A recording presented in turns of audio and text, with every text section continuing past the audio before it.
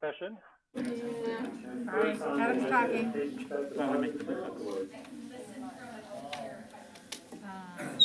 Still waiting for that check.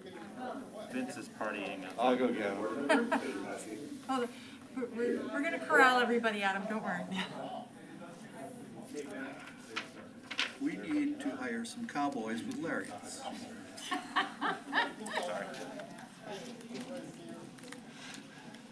Sorry. So are there any particular Yes, so first up, we have Katie Crane and Jen Morgan. So I believe we have somebody who's going to, oh, actually, I got to read this one. Never mind. Yeah, it's you. All right, so this person said, I'd like to nominate, this is an anonymous nomination. I'd like to nominate 2 Lodi School District staff members for the Taking Positive Steps of Service Award. These 2 staff members are Katie Crane and Jen Morgan. When one thinks of a service award, what is often thought about is an individual who contributes above and beyond what is typically expected in a job. I feel these 2 individuals constantly go above and beyond their required job duties, and their contributions directly impact students and families on a daily basis. Moreover, these 2 staff members are advocates for students and families and continuously work to promote change and growth in the educational system. Katie Crane is a high school teacher that goes above and beyond to support her students. She recently introduced a Latino Mentor Connections opportunity for students in all grades K through 12. The goal is to build connections for all Latino students at all grade levels. Students are able to connect with one another and share a little about themselves. They have the opportunity to speak in their native language, talk about their culture, share stories and objects from their culture, and have significant meaning to them. Are able to find common interest and build relationships. Many students participate in the initial meetings, which was virtual. It was such a positive experience to see bicultural students connect, especially with high school students taking the role of mentors. These connections will expand over time and increase the voice and opportunities for Latino students in our district. Thank you, Katie Crane, for your ideas, for taking your ideas and creating this mentoring group, for the time in coordinating and leading, for believing in possibilities, for your daily commitment to your students, and for being an advocate for change. I'll give this one to Katie. Congratulations, Katie Crane.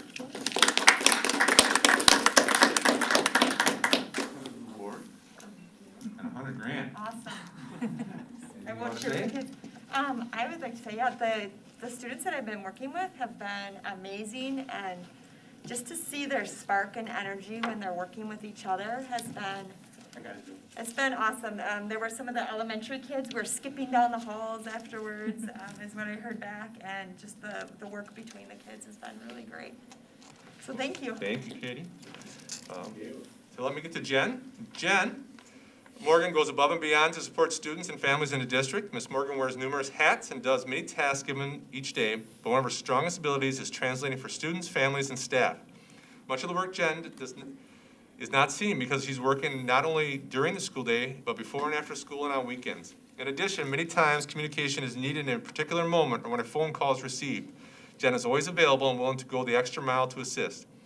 If there are written documents that need translating, it is completed in a timely manner. One of her best qualities is her sensitivity to others and her ability to read situations and interact with understanding. Ms. Morgan is respectful and with confidential information and translate what is appropriate given the situation. She is always patient and willing to take time to make sure individuals feel heard and that she has the correct understanding of what individuals want to convey. Much of the work that Ms. Morgan does is working with supporting families through connecting them to resources and services that in turn improve the daily lives of students and their families. Thank you for being in the district and being committed to your work. So, Jen Morgan.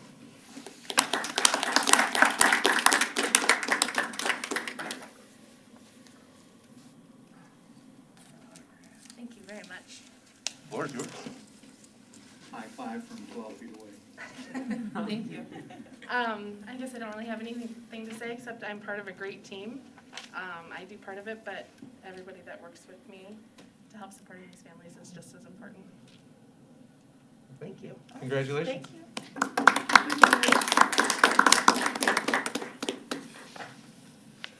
The next is Blessings in a Backpack.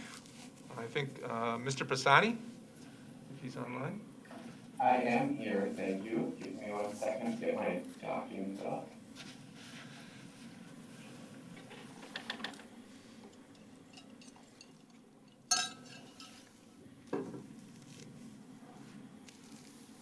Sorry, no, my it is shifting tabs here slowly on me. Mr. Hendrickson, why don't you tell him it wasn't always like that? There you go. Tonight I would like to honor the Lodi Chapter of Blessings in a Backpack for a TPSS award. In a typical year, this group helps to provide non-perishable food to Lodi students whose families have indicated in need for food for the weekends when they don't have access to our school's food service program. But as we all know, this has not been a typical year. Blessings in a Backpack was able to continue to provide food to our students without missing a beat throughout the school shutdown this spring and the ongoing pandemic. In addition, they expanded their program to include all siblings in the household while kids are learning at home rather than just school-age students. And they have been able to increase the amount of food they are providing as the number of students in need continues to increase due to COVID-19. The volunteers of Blessings in a Backpack have met every challenge without compromising the availability of the program to our students who need it most. This group has also served as a foundational structure to address food insecurities in the larger community during the pandemic. Here tonight to accept this award on behalf of Blessings in a Backpack are Lyle Henderson and Lori Herenstein.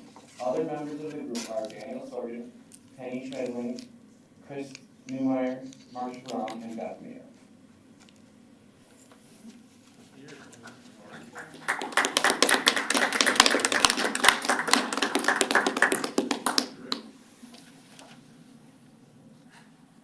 I really am smiling. Wait, do it again, I wasn't smiling. I wasn't smiling. The floor is yours. Well, the whole group really makes Blessings in a Backpack, but our backbone of the organization really is Lori, and Lori doesn't like any acknowledgement, but she travels all around the country buying food, and even goes to Janesville to buy food to get those items that we really need to put in those bags. So Lori is really the backbone of our organization getting that. And it's really been nice this year to bring Jen on. I know she recognized her before, but Jen has really helped with our Spanish-speaking families, has really been an asset. And Cobason really has been a godsend to our organization, helping us get that food out this year through the pandemic. So it takes a community to do it. My little plug is it only takes $3 a week to buy meals for a student, or during the school year it only takes $100 to feed one student. So if you need to give a donation this Christmas, you might consider giving to Blessings. We've been blessed with getting a lot of donations, and we really haven't had to do a lot of fundraising, which has been amazing. NutriBlend out by the interstate, used to be called Big Game. They gave us an initial really large donation, and they've been good sponsors throughout. Yeah, their program, our program it's a national organization, but our local program started a few years back when one of our committee members works at now McNess. Their supplier, NutriBlend, gives points to them for what they purchase throughout the year, and then at the end of the year that can be transferred into anything, or cash to help any program that feeds kids or families. And so they gave us the boost, but I have to just shout out to Lodi because you don't really even have to ask. It just, when people know about it, all of our work is mainly word of mouth, and people that just know of the group or ask about a need. And again, Cobusin has been wonderful. Normally the bags get transferred when under a normal school year. The bags go home with kids on Fridays, confidentially put in their backpack by a staff member. But since that's not an option right now, the bus company is actually delivering to the homes and dropping them off on the front door. So without them, we would be kind of stuck too. So they're also part of this. So thank you. Thank you for this. Thank you.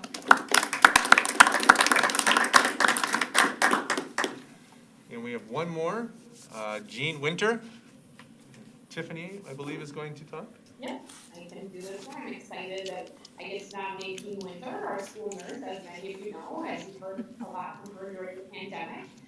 Jean has just gone above and beyond to help the district navigate all the medical and health information related to the pandemic throughout the last 9 months. She's worked nights, weekends, and holidays, doing contact tracing and answering questions from staff and families. Jean has just been an integral part of our leadership team as we've designed isolation spaces, create safety signage, and plan for how to safely allow students to return to school in January. Although it seems like dealing with the pandemic is Jean's only job lately, she also works with students who are in the district now receiving in-person instruction. She also makes sure all of our kids have their immunizations up to date and helps update medical policies and procedures in her spare time. I'm just simply amazed by Jean's ability to manage so many tasks that all need immediate attention. Thank you, Jean, for your guidance and support as we continue to navigate the months ahead. We appreciate all of your time and dedication to the school district of Lodi. Thank you for always going above and beyond.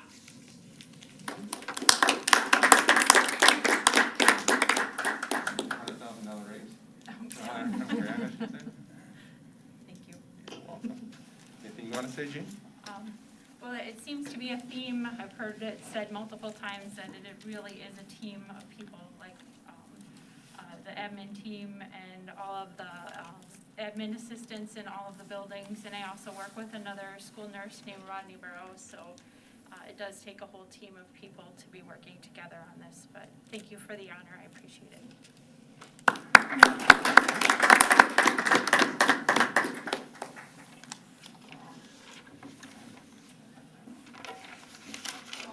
We've switched the agenda to have public input come up next.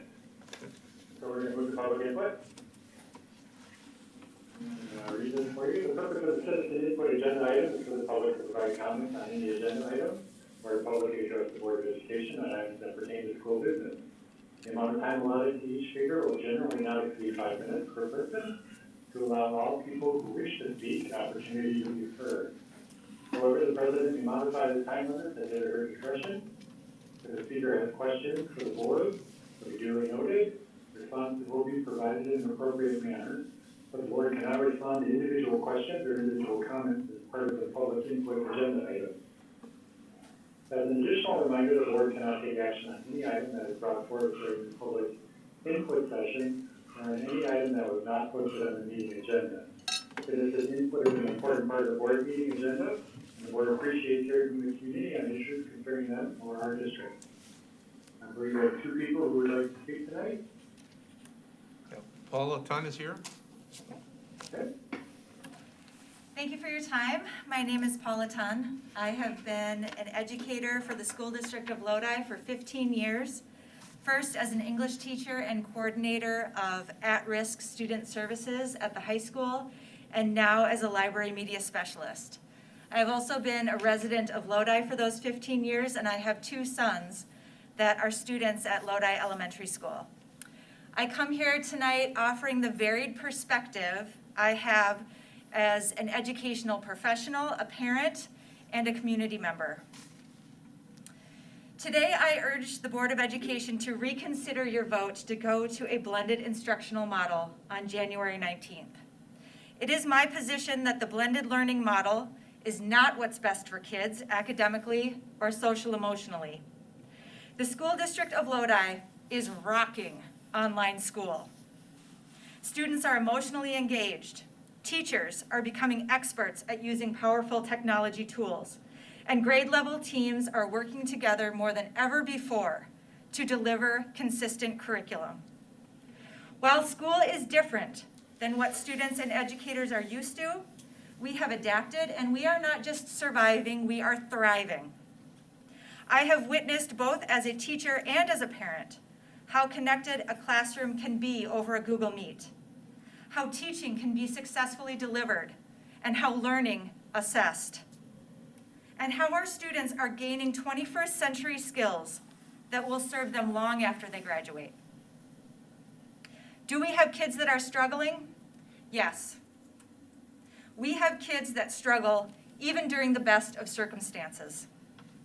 Let's talk about ways to support kids and families within our current structure, rather than wrestle with the constraints of a blended model that fails to do either online or in classroom instruction well. I truly wish our schools had spent the last month pouring our time, energy, and creativity into imagining new ways to serve our hurting students, rather than being forced to plan the logistical nightmare of a blended model. Dr. Fauci says that the default for schools should be in person. It is true. That is what's best for kids. Let me be clear. A blended instructional model is not in person. In fact, a blended instructional model would be worse than what we are currently doing. We should not be using the word return to school.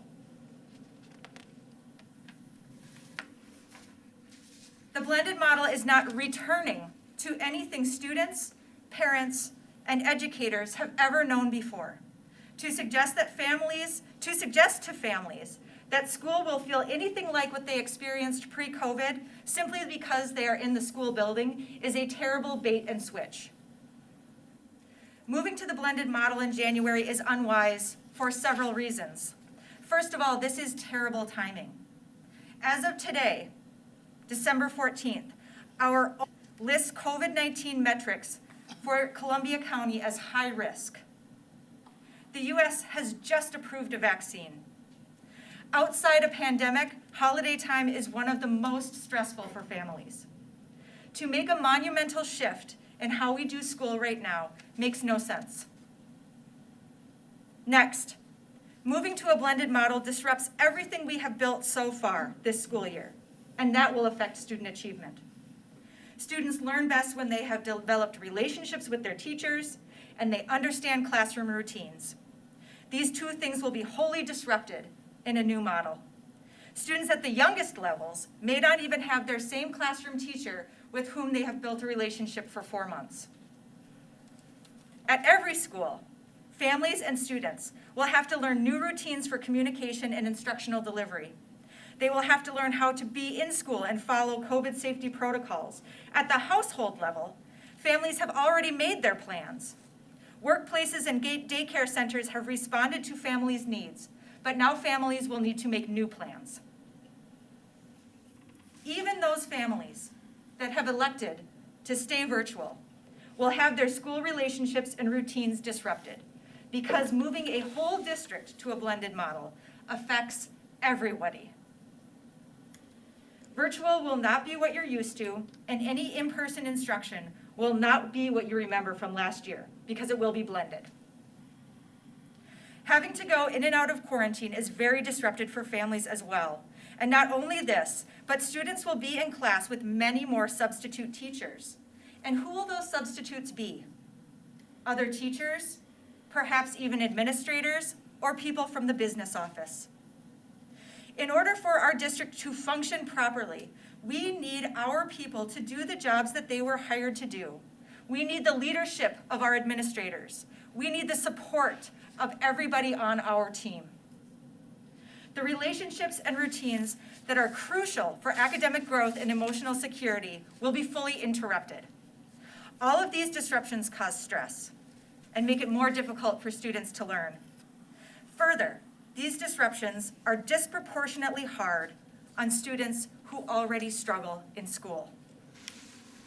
We lack resources to deliver a blended model at the same level of excellence that we have done online school. We do not have the staff to cover the number of subs we would need if our pods need to quarantine. Our school buildings do not have the Wi-Fi capability right now for all teachers to be in buildings streaming live and having students work on Chromebooks simultaneously and have it go well.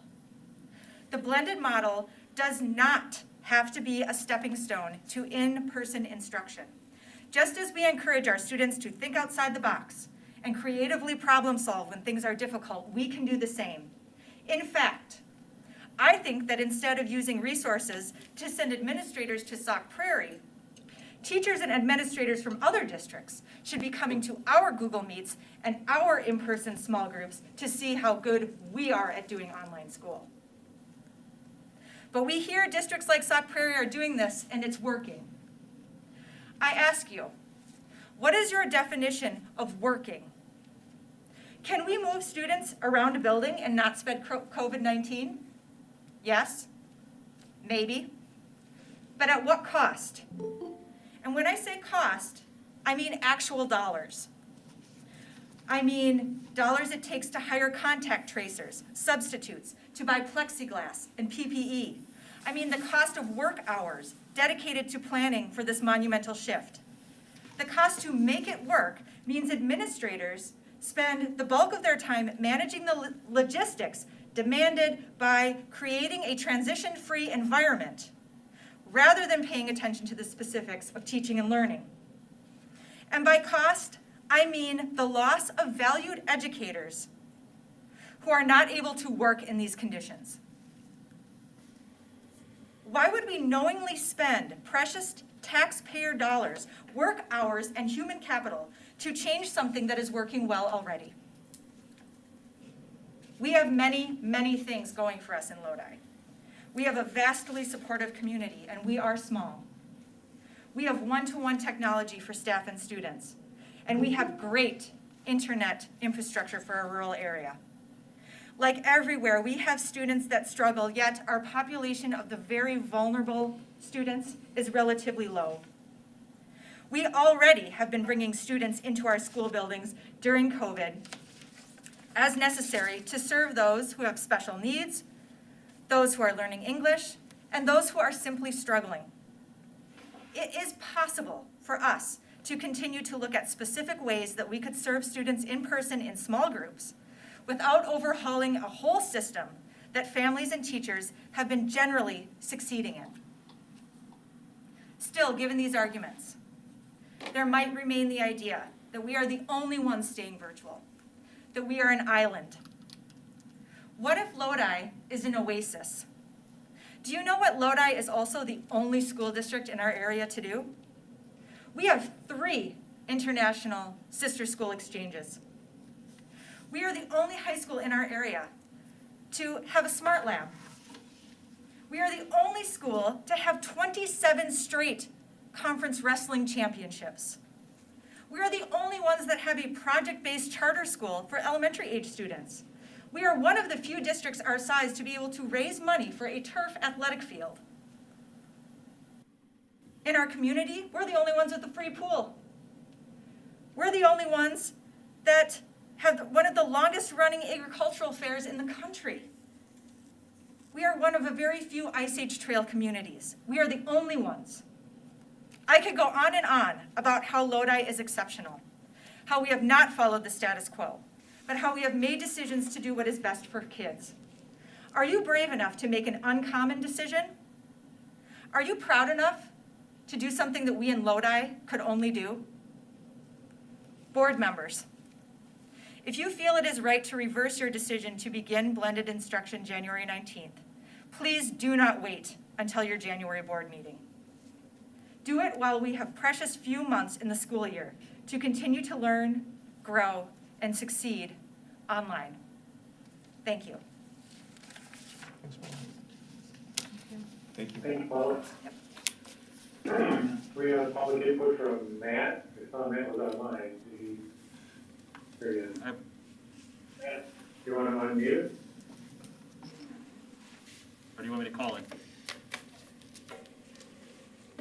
He was just online at this time. I'll call. Dial 8 first, Okay, right? thank you. Yeah, 8 first.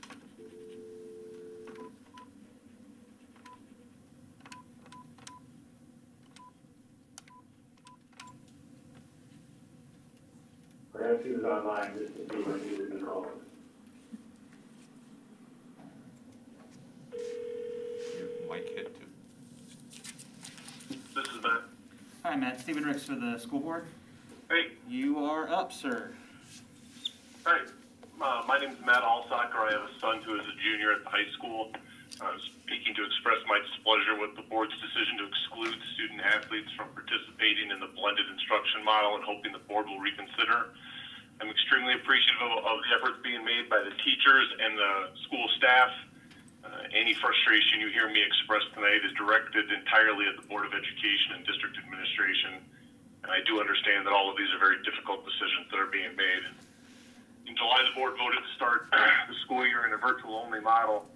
Since then, statewide COVID positive rates have increased 441%, and Columbia County rates have increased over 1,000%. Even with this dramatic increase in positive COVID rates, the board changed their position and will allow a blended return to in-person learning in January. District administration has stated the science around COVID has evolved and the school schools did not turn into the COVID hotspot some predicted when they opened this fall.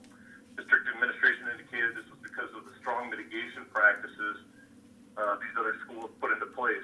Assuming that is true, the mitigation practices for student athletes at Lodi are very high and are strictly enforced by the coaches, if you listen to what the students tell you. If you can allow an in-person instructional model, you can allow student athletes to participate in it. School districts bordering Lodi are posted in-person learning this fall. While these districts had to transition between different instructional models, they are working hard to fulfill their mission of providing the best education for their students, which the board and district administration has previously acknowledged is done through in-person instruction.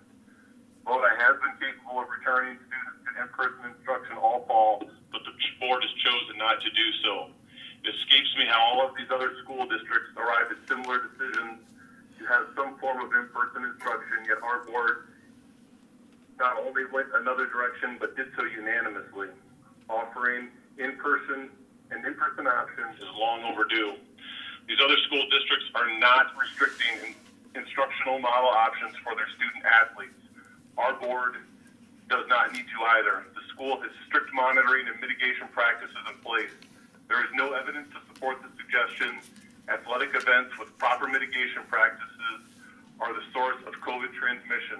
Every article found online where COVID was an issue at a youth sporting event also pointed out that masks were not strictly used, social distancing on the bench or in the stands was not practiced, and there were post-event gatherings that caused the COVID transmission. All of these items are strictly mitigated at Lodi. The board is making the decision to exclude student athletes. The board in making its decision to exclude student athletes from in-person learning on October 26th heard a lot of opinions and assumptions. One of the few sourced facts was a reference to a WIAA Winter Sports Consideration document, which states transmission is more, quote, likely indoors than outdoors. Some studies report 19 times higher risk, end quote. Well, WIAA does not cite the source of this statement.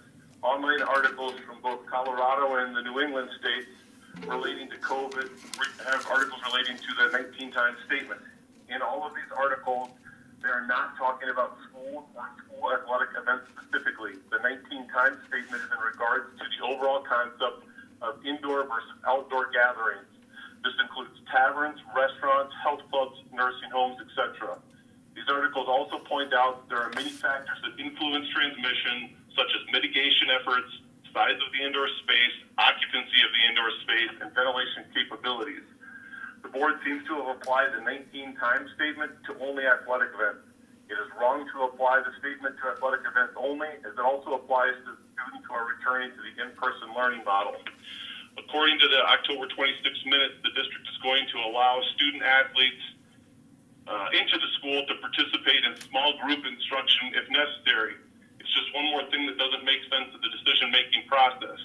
There are far greater risks to COVID being brought into the facilities than from student athletes. Families are still traveling, students are still participating in recreation or club team sports outside Lodi, and students hold jobs in Lodi and other communities.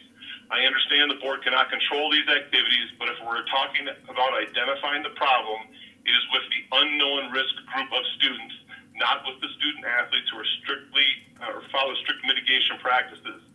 At the November 9th meeting, the board gathered information about allowing youth sports to use the facilities, which is the right thing to do, but brings more people into the buildings from many different communities.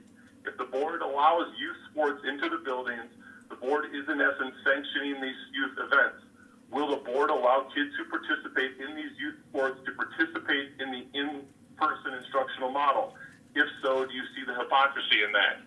With the strong mitigation plan in place, get the students back into the blended instruction model, get the kids back into extracurriculars, and let the youth sports play. Lodi wrongly put itself alone on an island this fall by offering only virtual instruction, and Lodi is again putting itself alone on an island by prohibiting student athletes from participating in the blended instruction model. Being alone on an island is one thing, but unanimously putting yourself on the wrong one is something entirely different. I strongly encourage you to allow student athletes to participate in the in-person instructional model. Thanks for listening. Have a good night, guys. Thanks. Thanks, Matt. We do have one more, Adam. We have Renee Okay. Potter, who's on Google Meet. Please, go ahead. Hi, Renee. All right. Hi. So my name is Renee Potter, and I'm an English teacher at the high school. I first of all want to thank all of you board members for all of the work that you've been doing on behalf of our district. To call these last 9 months difficult would be a drastic understatement. Through it all, I've had the utmost respect for the countless hours you've spent researching, meeting, consulting with experts in order to make the best decision possible, oftentimes with so little information available out there. I also appreciate how you have been willing to adapt your decisions to the new research as we continue to learn more about this virus. And tonight I come to you with what I feel is a pretty simple request. I'm going to ask that you please revisit your decision to prohibit the winter sports athletes from attending any face-to-face classes beginning with the second semester. At first glance, I thought that this decision appeared to make a ton of sense. Of course, our athletes are going to be competing against students from area schools, and the risk would go up for them to contract the disease. However, the staff and the administrators at the high school and at the middle school will be working so incredibly hard to keep all of our students socially distanced at all times and to maintain safe measures. The risk that our Lodi athletes pose to me as a teacher and to their classmates is not going to be any larger than any other student who competes in club volleyball or club basketball, for example. If anything, I have a lot more faith in our Lodi coaches and the strict steps that they're going to be taking every single day to keep their athletes safe than in these unknown coaches of these club sports, where they might not be wearing masks. So assuming that we are able to return to face-to-face instruction in January, I ask that you please not treat our winter athletes any differently than the rest of their classmates. Please allow them and their families the choice to attend school in person if they feel that that's what is best for their child. Thank you. Thanks, Renee. Thank you. Thank you for all public input. Now we'll move back on the agenda to 501, the LCAT Youth Mental Health presentation. Yeah, and we'll turn this over to Tiffany. Say I'm gonna start. Oh, sorry, we're gonna turn over to Mr. Ricks, who's gonna start. And then while turn over to Tiffany Ms. gets ready, Logan. she's gonna do the hard work. I'm just gonna introduce this. So, this came about really because, we heard from a lot of the community, and in fact, in this board meeting multiple times, we heard a lot about mental health issues in our teens, and the fact that, you know, being online is causing more mental health issues and causing kids to go out and do things that they normally wouldn't do, which didn't really resonate with what we were learning in LCAT and all the things that we were still doing and still participating in the community on. So several weeks ago, I got a lot of, you know, Tiffany and Paula and Margaret together, and I said, let's dig into this and see where does this lie? Do we need to be upping our game? Do we, you know, what do we need to be doing? So this presentation is basically the information that Tiffany did a lot of the work to find this with the help from Margaret and Paula with LCAT, and it's very enlightening, and I think it should give parents a lot of breathing space, because I think what we'll see is it's not what we thought it was. At the same time, I have to say, I would go remiss without saying that mental health issues affect all of us all of the time. And it manifests itself in different ways, and depending on what the situations are at home or in school, it can cause these mental health issues to come to the surface. So this is not to downplay at all the fact that there are mental health issues in our community. There have always been mental health issues in our community.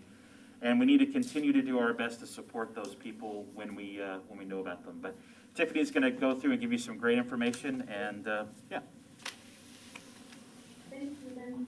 Yeah, when we first started talking about this topic, we really, there's a lot of different information out there, and there has been kind of a lot of doom and gloom around mental health and isolation and the things that are hurting kids and families, and of course we know that those things are out there.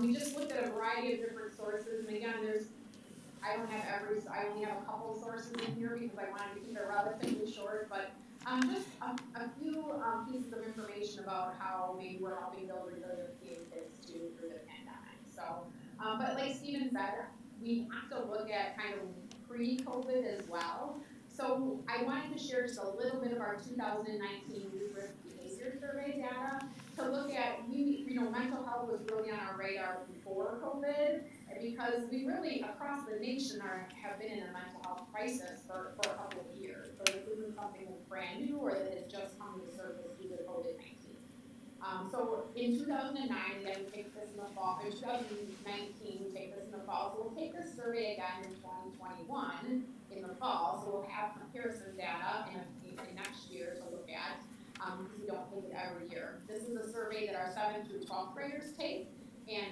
that's where we get our global data for Lodi. So 46% of Lodi high school students have experienced significant anxiety in the last 12 months, as reported on the survey, which is a very high number. That's almost half of our students. 25% of Lodi high school students experience prolonged disruptive sadness or something associated with depression in the past 12 months. And 16% of Lodi high school students seriously considered suicide in the last 12 months. We did see these numbers increase from 2017 to 2019. So some of this information is alarming even again before we moved into the pandemic. Then we also looked at middle school data. 48% of middle school students experienced significant problems with anxiety in the past 12 months. 25% of Lodi middle school students experienced prolonged disruptive sadness in the last 12 months, and 26% of Lodi middle school students seriously considered suicide in the last 12 months. So some of those numbers are pretty staggering, but as we compare those numbers with Columbia County data, Dane County data, Wisconsin, and even national data, they're very similar to numbers that we're seeing across the state and the nation. So as we moved into this quarantine period, we talked a lot about isolation for kids, not being able to connect with their peers, although electronically many of them are connecting with their peers even outside of their screen time at school. They're connecting for social ways outside of their school day as well. So the article that I took some of this information from is called Teens in Quarantine, and it was published by the Institute for Family Studies, which is out of the Wheatley Institution. And they referenced a survey similar to YRBS, but it's called Monitoring the Future Survey. And what they did is they took data from 2018 and compared it to 2020. So when they specifically compared it to the time in 2020 when students were no longer in school, so they weren't participating in face-to-face instruction, the majority of kids across the nation. So what they found is in 2018, 27% of students reported that they were unhappy or dissatisfied with life. And then during this time of school not in session in 2020, 20% of teens were unhappy or dissatisfied with life. So just a little bit of a different slant. And again, there's so many pieces of data out there. There's data that supports, all different perspectives on this, but I just thought this one was interesting in terms of specifically looking at teenagers and specifically looking at depression. So what they found is that there's a couple of things that added resilience during the pandemic or during that school closure time. And one thing was that teens were getting more sleep during the pandemic. In 2018, 55% of teens in the survey slept 7 or more hours per night. And then in 2020, during the pandemic, 84% of teens slept 7 or more hours a night. And we know that teens who are sleep deprived are significantly more likely to suffer from depression. So then I thought, well, let's look at Lodi data, because we have this on our Youth Risk Behavior Survey questions as well. In 2019, and I was kind of stunned by this number, only 31% of high school students reported getting 8 or more hours of sleep at night, which is a pretty small number. That's a huge percentage of kids who are not getting enough sleep at night. And then 50% of middle school students reported getting 8 or more hours of sleep at night. So it'd be interesting to look at that even in the fall as we retake that survey to see if that number changed. So I thought that was an interesting one. And even as administrators and talking about our kids and being in school and them getting up at 7:45 instead of 6 or 6:30. So even those little areas, just adding more sleep, we know is a good thing for kids too. New resilience and more family time. 56% of kids said they were spending more time with their parents. 54% of their families now eat dinner together, which is actually a predictor of health in the future. Is what percentage of families actually eat dinner together, which I know in my own family. When my kids were in high school, it was pretty hard to eat dinner together with sports and activities and all the different things that we have going on. But then when we were all together in the spring, we did eat a lot of dinners together. So 68% of their families have become closer during the pandemic, and increased family time is linked to positive mental health outcomes among teens. And then I have to add too that we know also that there are families where kids were spending more time alone because their parents were essential workers and they were not home to spend time.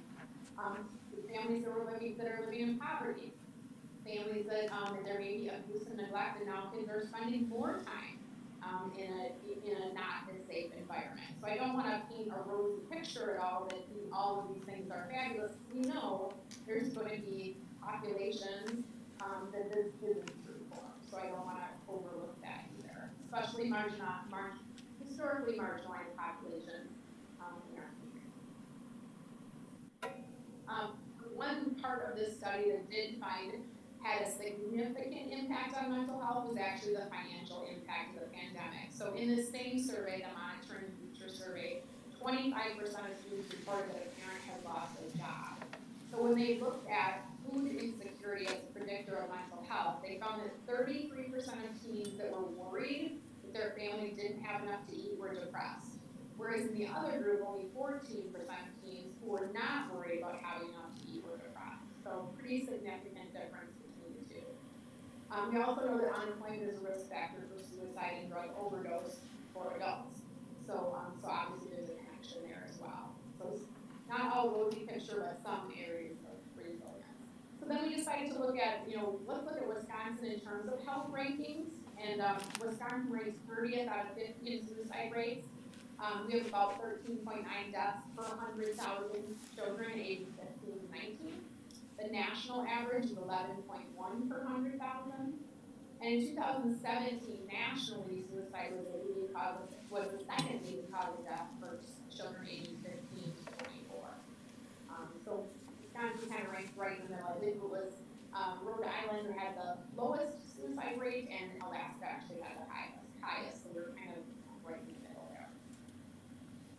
Then we also decided to look at some local data, and Paula and Margaret, who helped put this presentation together, reached out to the local EMS just to ask, have you had additional calls in the Lodi area since the pandemic began, so since March, of suicide or self-harm related calls. So they had 2 EMS calls for school-age children so far in 2020. That was the data they shared with us.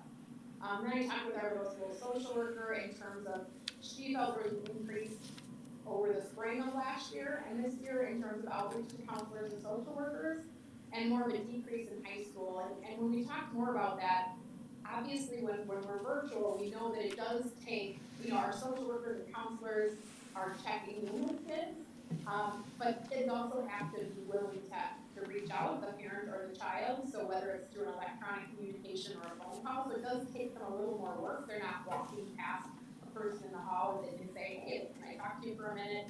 Or they don't have somebody popping in to check on them and see how their night went, if they had something difficult going on at home. So some of the, as we look at our numbers, we are anticipating probably when kids come back in January, they will probably see more significant needs because we really haven't had that ability to be the frontline mental health people in the schools with our social workers and guidance counselors and school psychologists. So we are anticipating an increase in January when kids return to school.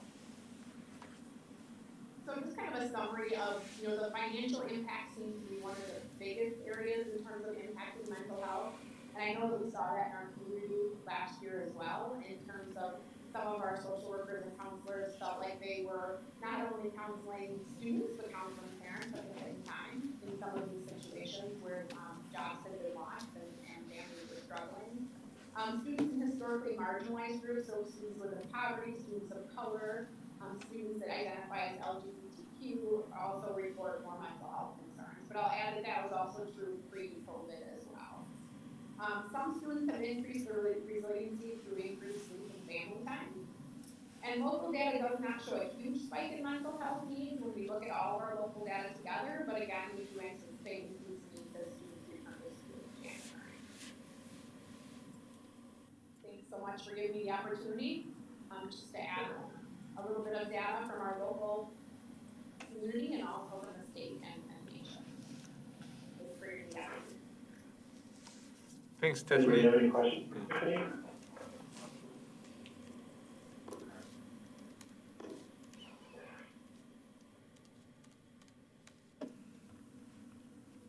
Okay, thank you, Tiffany. I guess we'll move on. So next on the agenda is the consent agenda item. So in this section, we'll be adopting as a group, unless the board member requests specific items to be removed from the consent agenda and addressed separately. We have the approval of the minutes from the November 9th meeting. We have the vouchers, payroll checks, accounts payable, credit card payments, ACH withdrawals. We have no fundraiser requests. We have 2 fundraiser reports, one from the football fundraiser and one from the middle school magazine sales. No field trip requests, no committee recommendations for approval. Under other, we have a fall sports summary, student teacher agreement with UW Lacrosse, and early graduation request, one of those. Under resignation and retirement, we have 6th grade language arts teacher. We have volunteer wrestling coach, high school special education teacher, and middle school girls basketball assistant coach. Under co-curricular, we have a middle school volunteer wrestling coach, middle school assistant 7th grade boys basketball coach, volunteer boys basketball coach, baseball coaches, the head coaches and 2 assistants, girls soccer coaches, the head and 2 assistants, golf coaches, the head and 1 assistant and 1 volunteer, softball coaches, the head and then 2 volunteers, 2 assistants and 2 volunteers, and then track coach at the high school, the head, with 4 assistants, and the middle school head coach for track with also 4 assistants. Under community program and crew, we have 1 lifeguard instructor.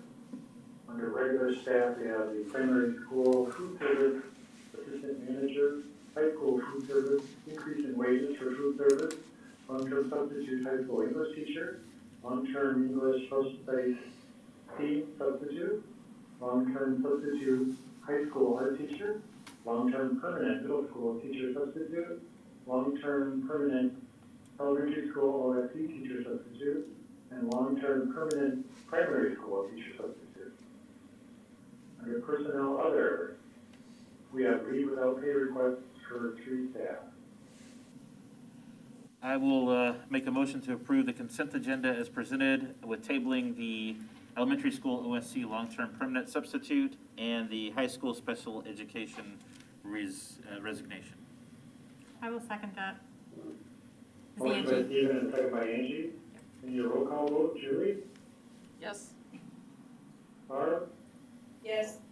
Jill? Yes? Stephen? Yes. Angie? Yes. Shelley? Yeah. And Adam says yes, it passes 7-0. Consent agenda items have now been approved. We're going to the regular agenda. 801, 2020-2021 school reopening plan discussion. Yeah, thanks, Adam. We've put together a presentation just to kind of share some of the information that we have gathered and some of the steps that we have taken as a district since the board made their decision at our last board meeting to come back to a blended model. So we have a presentation that we put together, and Mr. Potter is pulling that up. And one of the things I just want to remind our board and the community is that our commitments really, throughout this whole process, when we started back in July, actually back in March and April, when we started talking about all these things, we really focused on three things. Safety is our number one priority. Making sure that that we have the safety of our staff, our students, our families, everybody in mind. Making sure that our instruction is high quality, regardless of whatever model we come in. And then operational effectiveness, making sure that we are not doing long-term damage to our district as well. So that's kind of what we've looked at as our model. Mr. Potter.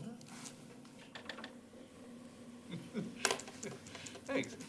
So you can go to the next one. We already covered that one. So just a timeline. The board made this decision at the November 9th meeting to bring students back at some sort of in-person learning. You left that up to the administration.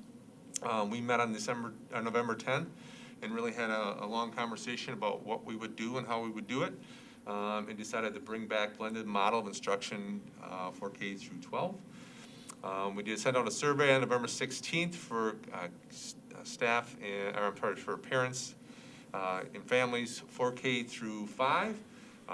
And the reason we did that earlier is we had some conversations about the possibility of bringing 4K through 5 students back in December, so some of those wheels were already turning.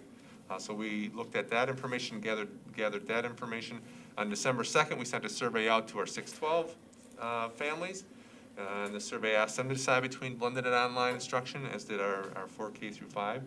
And then since and prior to the board's decision, November 9th meeting, school staff have been planning and preparing for this transition. So we're going to kind of walk through the data that we got from the student survey, or our parent surveys, family surveys, and then we're going to walk through some of the different steps we've taken. I'm going to turn it over to Dr. Carls to walk us through the data. Yeah, we'll just highlight some of the data, and the way this will work is just touch base on the feedback that we got from guardians as far as if they're opting for their child at that level to go with the blended model, in-person model, or to stay with their online current structure.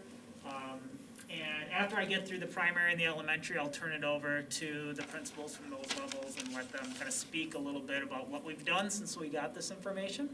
Just a few of those steps. So here's the primary. You can see on the right the breakdown of, for each grade level, the percentage of families within that grade level that have decided to remain online. So you see about 23% for 4K, kindergarten about 25%, and so on and so forth. I won't read each of them, but you can see that overall for the building at the primary school, we're at, I believe it's 24% roughly at the time that I pulled this data, but what you should know is that we continue to get a little bit of additional feedback from guardians and trying to be responsive to that, and so these numbers are changing slightly, but this is primarily where they're staying. We're seeing them hover right now. So this is the primary, and we can go to the next slide.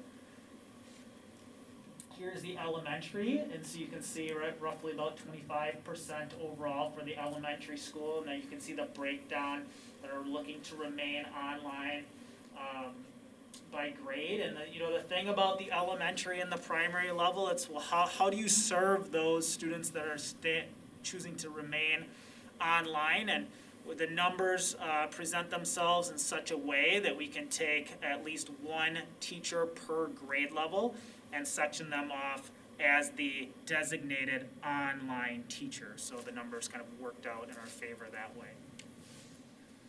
At OSC, let's see an increase here in the percent that chose to stay online. They're at about roughly 40%, right around there, choosing to remain online. You can see the breakdown by grade. And then I'll turn it over to the principals of those two buildings and let them talk a little bit about the steps that are being taken to prepare. Thanks, Nick. Mike and I have been joining together for the 4K through 5, so these are just a couple of the recent steps that we've been taking as we shift to the blended. The first is Mike and I have brought our staff together to form a 4K through 5 advisory group. And so we have classroom teachers, special education teachers, therapists, and pathologists, specialists, student service staff, and assistants. And we're meeting about once a week to really kind of determine how we best going to transition from the classes that we're currently to our new classes as we go into that blended model, or for some of those families online. So we're we're designing these goodbye days to celebrate just that time as classes, and then coming up with ways to say hello to those new classes and new relationships with the new classes, I guess is the best way to describe it.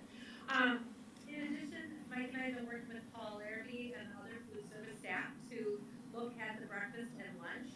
So all students will have an opportunity to get both of those options. The students in the morning, they're going to get breakfast when they come into the building, and if they choose, they can get a lunch to go.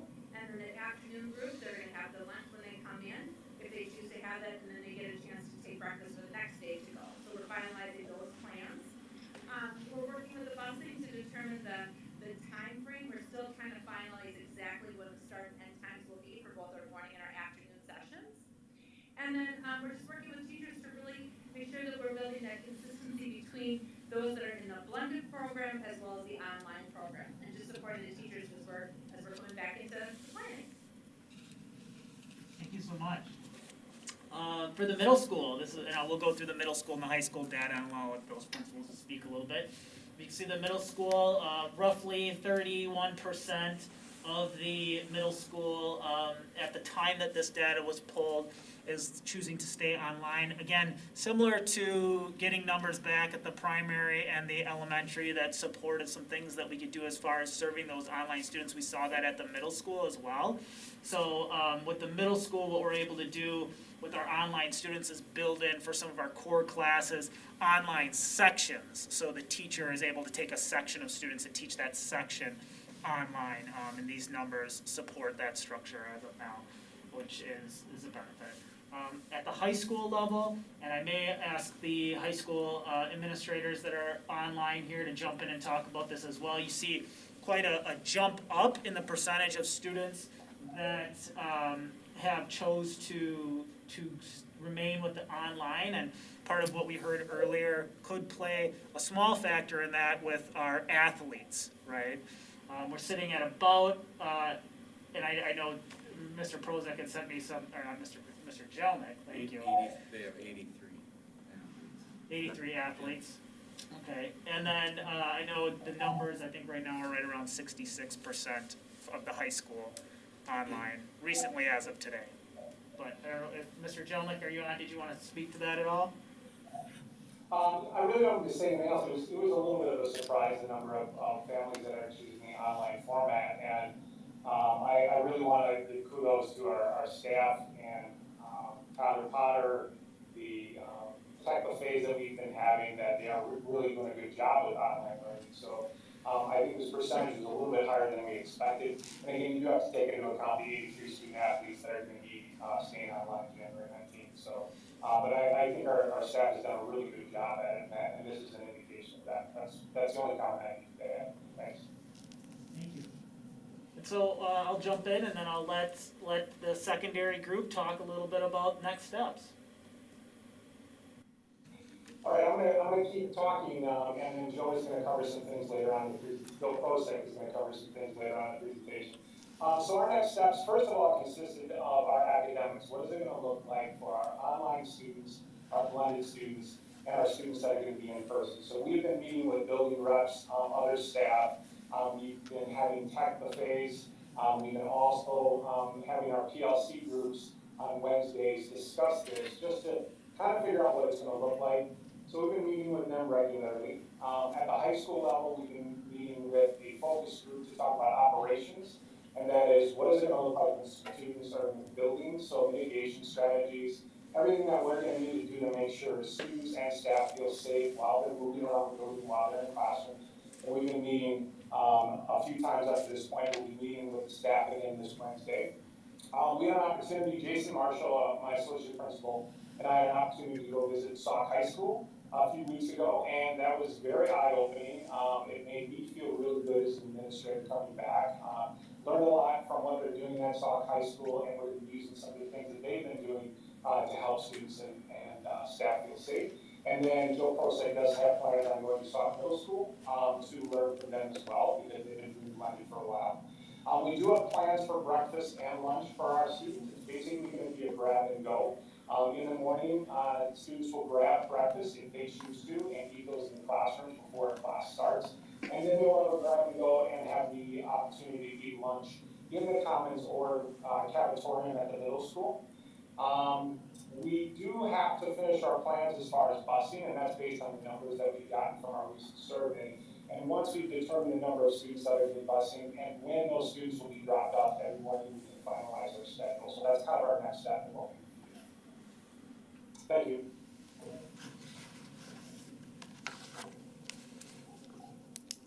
Yeah, I think we can go to the next slide. That would be appropriate. And Mrs. Loken is going to talk a little bit about staffing additions. Yeah, obviously we've had to add some staff. We have full-time subs for each building that we are adding as additional costs. Limited term employment contracts for a contact tracer at approximately 20 hours a week.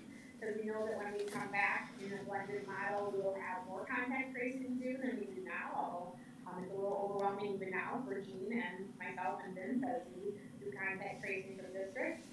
We did increase Rodney Barrow's hours, who's our other part-time nurse, so we increased his hours by 10 hours per week. And we also have just posted for a limited term employee for a health aide for the remainder of the year for grades full K through 5.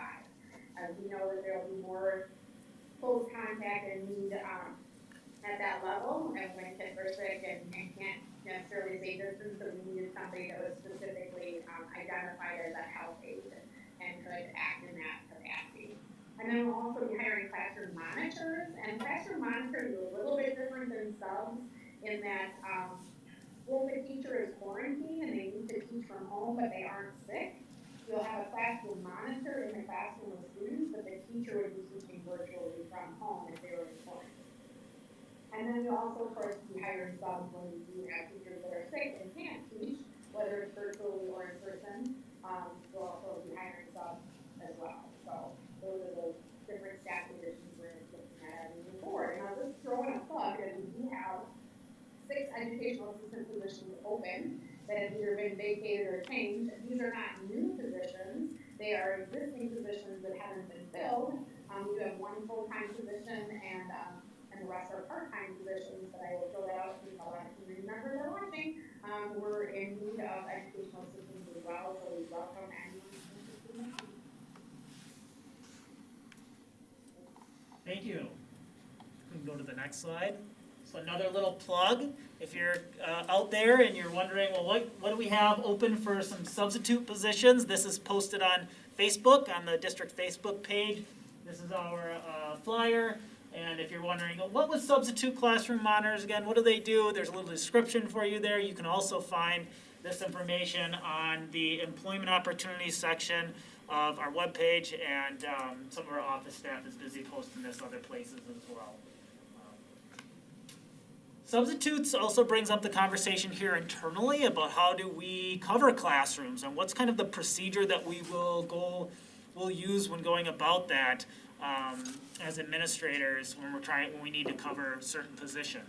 And so we tried to create this flow chart. This is just very basic, gives some general information about how we go about covering that. So you'll see level 1, the district will always seek to first fill a teacher absence with a substitute from ASOP in our district substitute pool, and this includes the permanent substitute teacher that we're looking to hire for each building. Again, the permanent substitute position, we know that there are surrounding districts who have potentially brought students back a little earlier than us who have leveraged that resource and have really needed that resource in the building. So that's what we're looking at. Level 2, if a substitute's unavailable and we can't find somebody through our ASOP substitute pool, the district will seek volunteers from internal staff. So oftentimes we'll have a staff member come forward, let's say at the secondary level, who'll say, I'm on prep period this time right now, and I feel like I can use that time to cover a colleague's classroom. And so we sometimes have internally coverage going on, and we compensate in accordance with our staff handbook on that. Now, tier 3, we hope that we don't get there, but we want to recognize that as well. If we find ourselves in the unfortunate situation where we do not have a sub through our pool, our ASOP pool, and we don't have any volunteers, we would be in a situation where we would have to assign staff as an administrator to cover those classrooms. And again, we hope we wouldn't be there. We would use all other possibilities before we would get there, but then those individuals would be compensated. And we just want to put this out there so we know the structure that we would go through when covering the classroom. Next steps. I believe our our principals are going to take this one. Yep, I have next steps. Hello, everybody. I'm Mike Zani. I'm principal at Lodi Elementary and OSC. And the next steps that we're taking at the pre-K 5 level is before winter break, we're going to finalize bus routes and determine start and end times. On the 21st, we're sending out supply lists through Infinite Campus.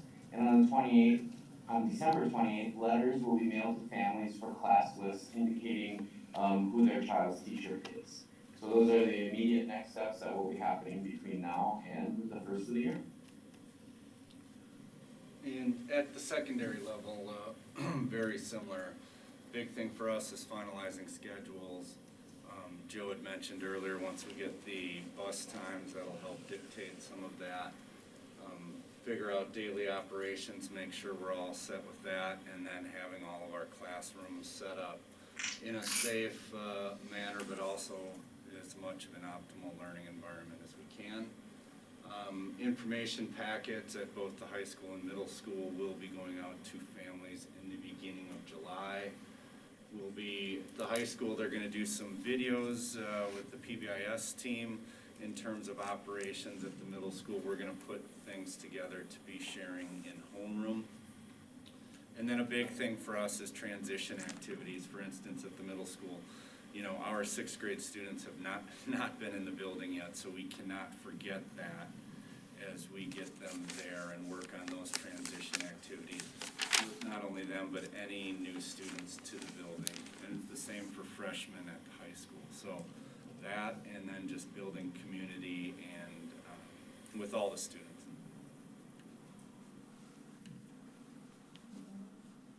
And that is our final slide, so we open it up for questions. Yeah, and I just would like to wrap one thing up. Just, hey, thanks to our administrative team for all their work and all our staff. You know, the amount of work that's been put in to help move to this transition, and the thought process of walking through how this best will work for our students. The ideas of having a goodbye and a hello week, like saying goodbye to our old classes, and how do we transition students back in, I think has really been a theme of trying to make sure we work so hard at the beginning of the year to build that community in that classroom and not losing focus of that. The other thing that's not in here that did change today, Madison, Public Health Madison and Dane County came out with new school recommendations. As you know, they had school guidelines or direction. The court struck those down, but they've had guidelines where have only allowed K through 2 in their buildings. And along the lines what we've discussed for a while, you know, reading from their press release today, utilizing this new research, Public Health Madison-Dane County believes that schools can operate safely and effectively with strong infection control measures in place, and recommends that if schools decide to open, they use a phased approach, beginning with elementary schools first.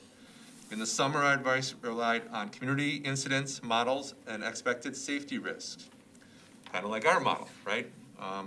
Now we have emerging data, and while not complete, the evidence is strong that schools, particularly elementary schools, can function in a way that minimizes risk when they have the right health precautions in place, including mask wearing and social distancing. So I just thought it was important that I got this email at 4 o'clock tonight. That's when that was released. You know, and I shot that out to board members, and I don't know if you had a chance to look at it before we got here, but obviously, you know, we look at all the guidance we get from Columbia County and Dane County, and this is a significant shift for Dane County. So I just wanted to add that before we open this up for questions. So questions board members may have?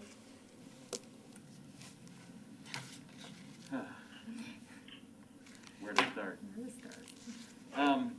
So, not really questions, more statements, but maybe we'll get into the questions of that. First and foremost, I think we have to separate two things. We have to separate safety and then the educational experience. And I think that there is no doubt, as community members have pointed out, as administration has pointed out, as teachers have pointed out, we can create a safe environment. I think we've learned enough about that over the last several months ourselves. We've learned about it from other districts, and I don't think that that's an issue, and I think that parents should feel, you know, as best they can, that it's safe to under the process that we're doing. I think for me, I've had an issue all along thinking that, and if you've watched any of the board member meetings over the past 6 months, you've heard me say this before, I do not believe that blended is a very good educational experience for anyone. It takes what we're doing now, and I guess we should preface this, Angie, you said this before too, that there's I'm gonna say the K through 3 for sure, maybe up to 5th, and then there's kind of the 6th through 12th. So I do believe there's substantial benefit to bringing those younger students back, because I to this day, I don't really know how we're doing it, and we're doing it so well, but how you can teach kindergartners and 1st and 2nd graders on video, it's a tribute to our staff and to the students and to the parents that we're able to do that. But I do believe those grades need to come back in some form or fashion. So what I'm mostly talking about is 6th through 12th grade. And that I'm not convinced yet, and I don't know that I'm not saying that you guys need to convince me of this. I look at how well we've really knocked it out of the ballpark on this online education. And I don't believe that we can replicate that in a blended model. And I think when parents hear return to school, I think there is possibly some confusion out there about what are they returning to. And what they're returning to is not what 2019 looked like. And I think that's the first thing that we have to understand, is that it's not the same school experience, it's not the same educational experience. I had 3 things that I was really kind of thinking about in all of this before, which were, and a lot of them were answered tonight. One was the mental health issue. We continue to hear about that over and over again. I don't think we're causing irreparable harm for the majority of our students by keeping them online. The other is the ability to provide quality education, which again, I'm not sure we're there yet. And the third is to create social environments for kids. And I think that that's been handled, or being handled, for the majority part. And this, we can't take everybody into account. There's different situations out there. But for me, I almost want to go back and think about again, is it the right thing to do to bring, to move into this blended model? And it could be that it is. I'm kind of cracking that door open a little bit, because I think that's what several of us are thinking. And I'm also curious to see, now that you guys have spent some time developing this process, what do you think? Because we're all learning, right? Mm-hmm. What we knew last month sitting at this board meeting is totally different than what we know this month sitting at this board meeting. So I'm curious to see what you guys have learned and to see what my other board members think about this as well. Is blended in the way that we are looking at doing it, again, I'm talking 6-12, solving the issues of giving kids face-to-face, in-person, social, meeting with the teachers. Well, I can try to answer that. I don't think there's any right answer to any of these questions, which is why we've always struggled with them, correct? First, I just want to, I know we tried to, and I would agree that there's always some thought of when I'm coming back to school, like school's back to 2019, right? That's why I know, Mr. Ricks, you spend time with all our administrators creating videos that really kind of show, like, this is what it's going to look like, just so you're clear what that's going to be. It's going to be vastly different. There is no question about it. And there are definitely negatives to coming back in a blended model, but it's also a stepping stone, as you talked about coming back to hopefully more at some point. I see students having the opportunity, our 6th grade students, as Mr. Prozik has said, have never been in their building. To have the opportunity, to walk through the halls of a middle school, to see their teachers, to interact with their teachers, I think is important. I also think they have a better handle, middle school and high school, be able to do some of the online things versus where we really struggled at the primary and elementary school to look at how can somebody do 2 days a week and then 2 days where parents kind of really are in charge of that education. And so I'm kind of rambling. So it's sorry. So I think there is definitely reasons to bring kids back, right? To have that interaction with teachers.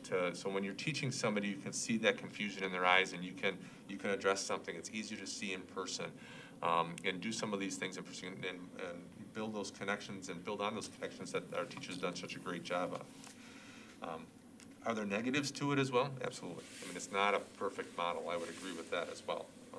It's a heavy lift for our staff. I think how our administrators have set that up, they've done it as best as possible, where, like for the middle school level, where kids who are online are in a separate section, so teachers are just teaching to that section versus trying to balance both. The high schools, we really deal with certification issues, and that's a whole other ballgame. So I also will open up to other administrators and get their thoughts as well. Well, I echo what you said, and I think it just repeats what you've indicated already, right? We know that it's not going to look the same as where we were at, in 2019 before COVID hit. It's going to look very different, and that we will experience some loss with what we have right now. It's a give and a take, right? We get by going into the blended model and having some students back in the building. There's some things that we can do with students when they're in the building, even with masks, even with social distancing, that you just cannot do online. But at that same flip of the coin, you're gonna experience some loss, because you're gonna have the elementary level, you're gonna have a fraction of your population who potentially, right, is switching to a new teacher. And so you're talking about relationship building and all of that stuff that's so incredibly important at the elementary level for learning to take place. At the secondary level, you have potential of educators who, yes, now I'm teaching an online section, but I'm also teaching those other sections face-to-face, and so the time that I potentially had to commit to creating videos, things of that nature, will shift. And so it's a give and it's a take. You're going to experience some loss with it.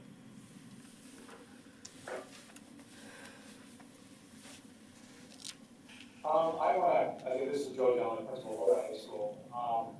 I want to echo what Vincent and Nick are saying also. And I think when I visited Sauk High School and I saw their blended model, and they had approximately 300 kids in the building at a time, and the protocols that they were following with students wearing masks and following directions as far as how they can walk around the building, what their lunch looks like, is that I think those students are very much benefiting from being in school.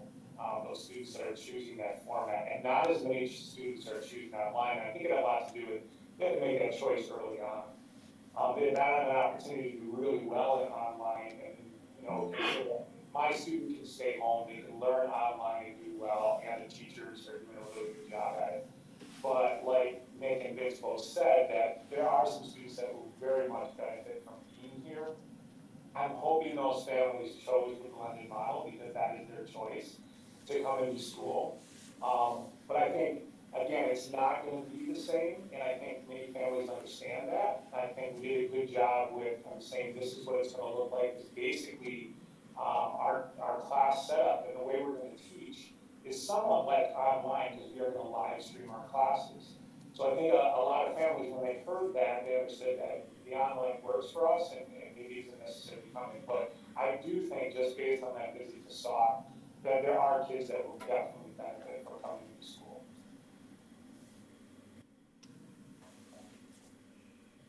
And just to echo Joe, one of the things I would say is the concern at the high school level is the amount of kids who are choosing the online model. I shouldn't say concern, but it definitely changes how teaching will be done if the majority of your students are online versus in front of you. So that was a surprise. Now, if you later today we're going to talk about allowing athletes to come back. There's 83 athletes at the high school. Will every single one of them come back? No. So will that change those numbers a little bit? Yes, but it's not going to change it below 50. So it's still going to be a significant. It'd be different than what we were anticipating for what high school would look like. Joe, if you have anything to add about the middle school? And not a lot. I mean, just to answer like the class size and the groups of kids, I mean, I'm shooting for probably around 12 in a class. So obviously there'll be some of that socialization, but not nearly what it is in the past, you know, and those same kids will be traveling together. But we do have some of those other social times, lunch, but again, it's gonna look quite different than it has in the past. But, so there's that aspect that I think is huge, but, you know, Stephen, your point is well taken from the beginning. I mean, we've talked about how difficult blended is and what it looks like. I think the teachers have done a great job and, you know, make it the best that we can. I had a question about, so live streaming seems to be a really large component of this at the high school because of the number. Is that feasible? Do we have the bandwidth? Do we have the technology in place? Because I know in the past we've talked about like, could we get this together? Is that robust enough to not degrade the quality of the online to the point where we're harming that? Tyler? Mr. Potter? We had an engineer come in last week to assess our capabilities, and according to him, we could have close to 5,000 people streaming at the same time in our district before we had a noticeable decrease in quality. So We've had some issues at the middle school, which we had somebody come in and try to address, with some data switches and some issues that we were dealing with. So we're trying to address some of those, but at the high school, it's been pretty good so far. But And we have whatever equipment we need camera-wise in the classrooms for the teachers, or we will, is that? if we don't already, we will have it, but I'm pretty sure we're right there with what we need. that's been one of the pieces we've been working on as well. As we're preparing this, you know, what do we need? And Tyler's been a part of our administrative team meetings too, talking about the type of technology we need and even like headphones and headsets and things like that. So if we do have groups of kids who, like we've had a couple teachers who are quarantined and we have to bring kids down to the commons, we can provide them headsets and things like that. So they can still be engaged with their teacher if their teacher's at home quarantined out. So I have a couple of comments. Back to Tyler. So the middle school stuff, will that be fixed by January 19th? We are currently working on it right now. Paul Anderson is trying a lot of different things to make sure that the Wi-Fi is equally good throughout the building.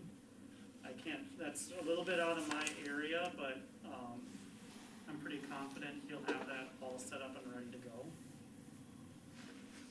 Okay, thank you. The other comment I have is thinking of our staff returning and not having enough staff to fill up all of our teaching positions. It also applies to the parents of our students. So the federal government gave them an extended FMLA. Some of our parents are using that, and that's going to go away at the end of December. So from the 1st of January, those parents are no longer going to be able to stay home with their kids because that will not be there for them. That's correct. Good point. That ends December 31st. Most parents, again, I can't speak that, most parents took that early on, and it probably because you only had 12 weeks, so that probably ran out. Like we had staff who took it and that ran out and had to come back or make other decisions. But all the new stimulus plans that I've heard at the national level, if they pass anything, does not have that in there. So I don't anticipate that being extended, that benefit being extended in the future. I have a question. And this pure question, I'm not trying to throw a wrench in anything, but if less than 50% of the high school students planning to come back in person, if parents are actually committing to that, and the majority of them are staying online, do we have a need to be a blended model at the high school? Right? The plan for the blended model is because we don't have space for everybody, but if only half the kids are coming back, do we need to continue with the blended model there, or can we just bring those kids back? Yeah, great question, Barb. We've talked about that a little bit. I know I was doing some reading over the weekend about some parents who were outraged when some schools in New York did that.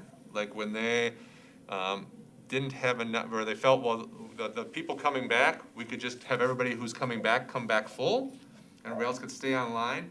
And the parents who chose online were like, wait a minute, if that's what you're, I wasn't choosing between full and online, I was choosing between online and blended.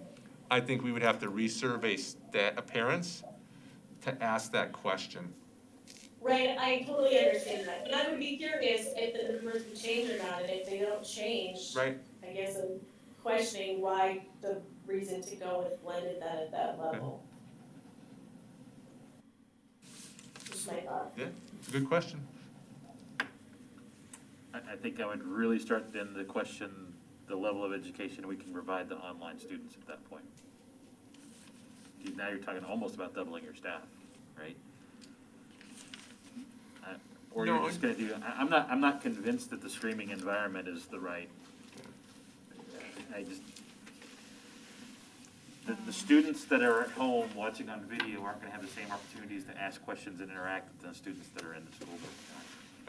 It's gonna be different, there's no question about it. There is not a really great way to do high school, right? Because we are a small enough school where I can't just dedicate an English teacher to teach English online, because they would have so many different areas of English to teach that they're not qualified, they're not, ready to do. So and certification makes it we have to have certified staff members teaching certain things, right? And I need certain people to teach Math 4. I can't just pull someone off the street who can teach Math 4. We can have a sub for a few days like we do at other times, but to have somebody who can do a good job of that, which has kind of led us to the streaming opportunity from the classroom. So it's not great. There's no question about it. That is, as you talked about earlier, the blended model at that is not great.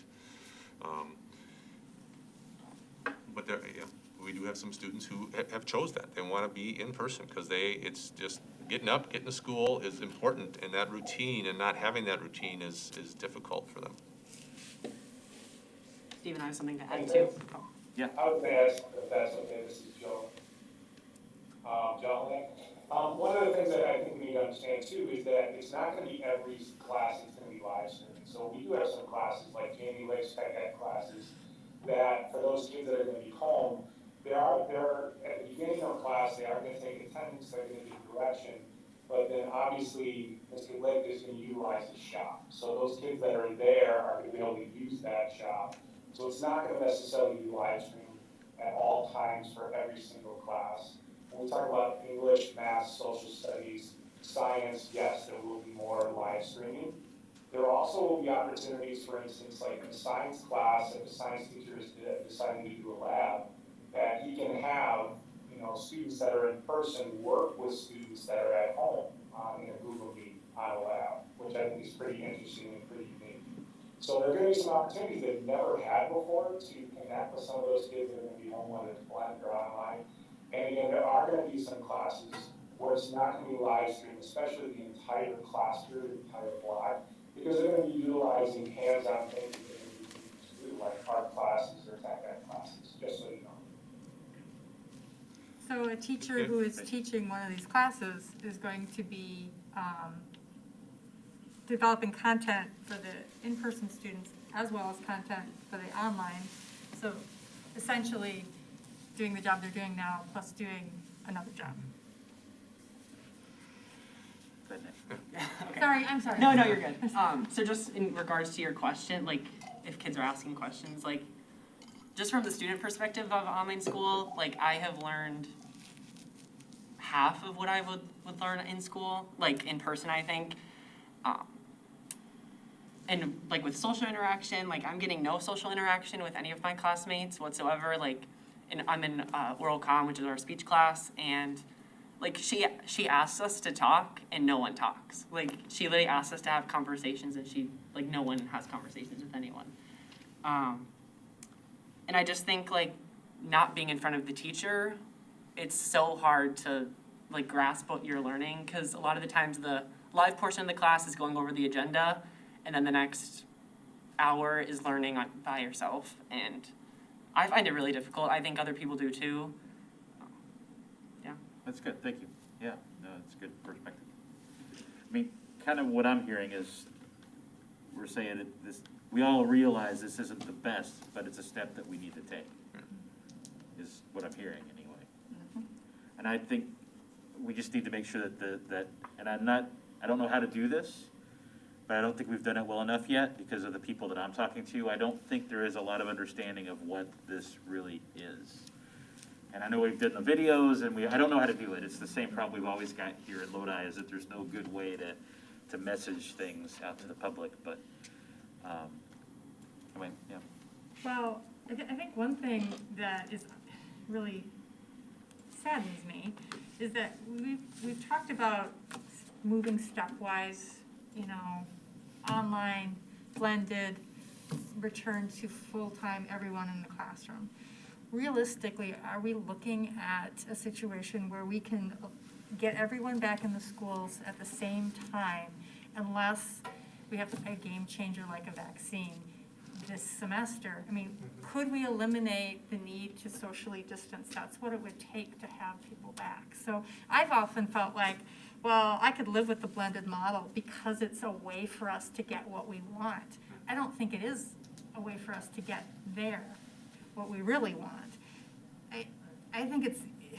I think our choices are online or blended, realistically. I would love it if we could, For this year.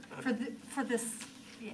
I mean, obviously after this year. Yeah, and I can just, speaking for some other schools, I mean, there's other schools that are in person, not 612, but full in person 4K5. And they aren't, they're socially distancing to the best of their abilities is really what they put it down to, the greatest extent possible. So they are not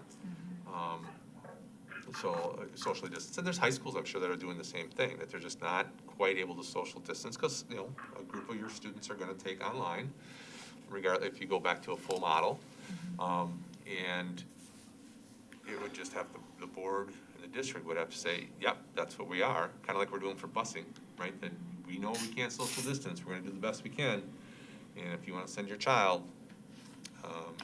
but just know that, that there's a chance that will increase transmission of this virus, even though our youngest kids don't transmit it as much, according to the research, but but they also are the ones who are quarantined the most, right? They're the ones who are at home with their families, where our middle school, high school, or especially our high school kids are out and about a little bit more than others. So that's what it would take for us to go back, right? At some point, you may feel that, and right now there is no vaccine for anybody under the age of 16. But there may be a vaccine for staff sooner. There might be, right? But I don't anticipate that coming till, for a while. We can't predict. Right? So I was on a vaccine call today. The Moderna one that hopefully they will approve next week, I think has more likelihood that staff will get that because that's part of Operation Warp Speed compared to the Pfizer one. So that's why there's more doses of that dedicated to the United States. And there's not such, it still has to be cold, but it has to be quite as cold. Right? So it's still, so there's still logistical pieces to that, but there's differences. And there's another, 4 or 5 in the pipeline that they're still looking at. But, right, so I don't think we will have a vaccine to the point where we will be able to make a decision for our students by the end of the school year. I would hope so, but it would be that we feel that our kids can be here, and that's part of it. Like our kids here in a blended model, are we able to take that next step if we add kids and are not quite social distance?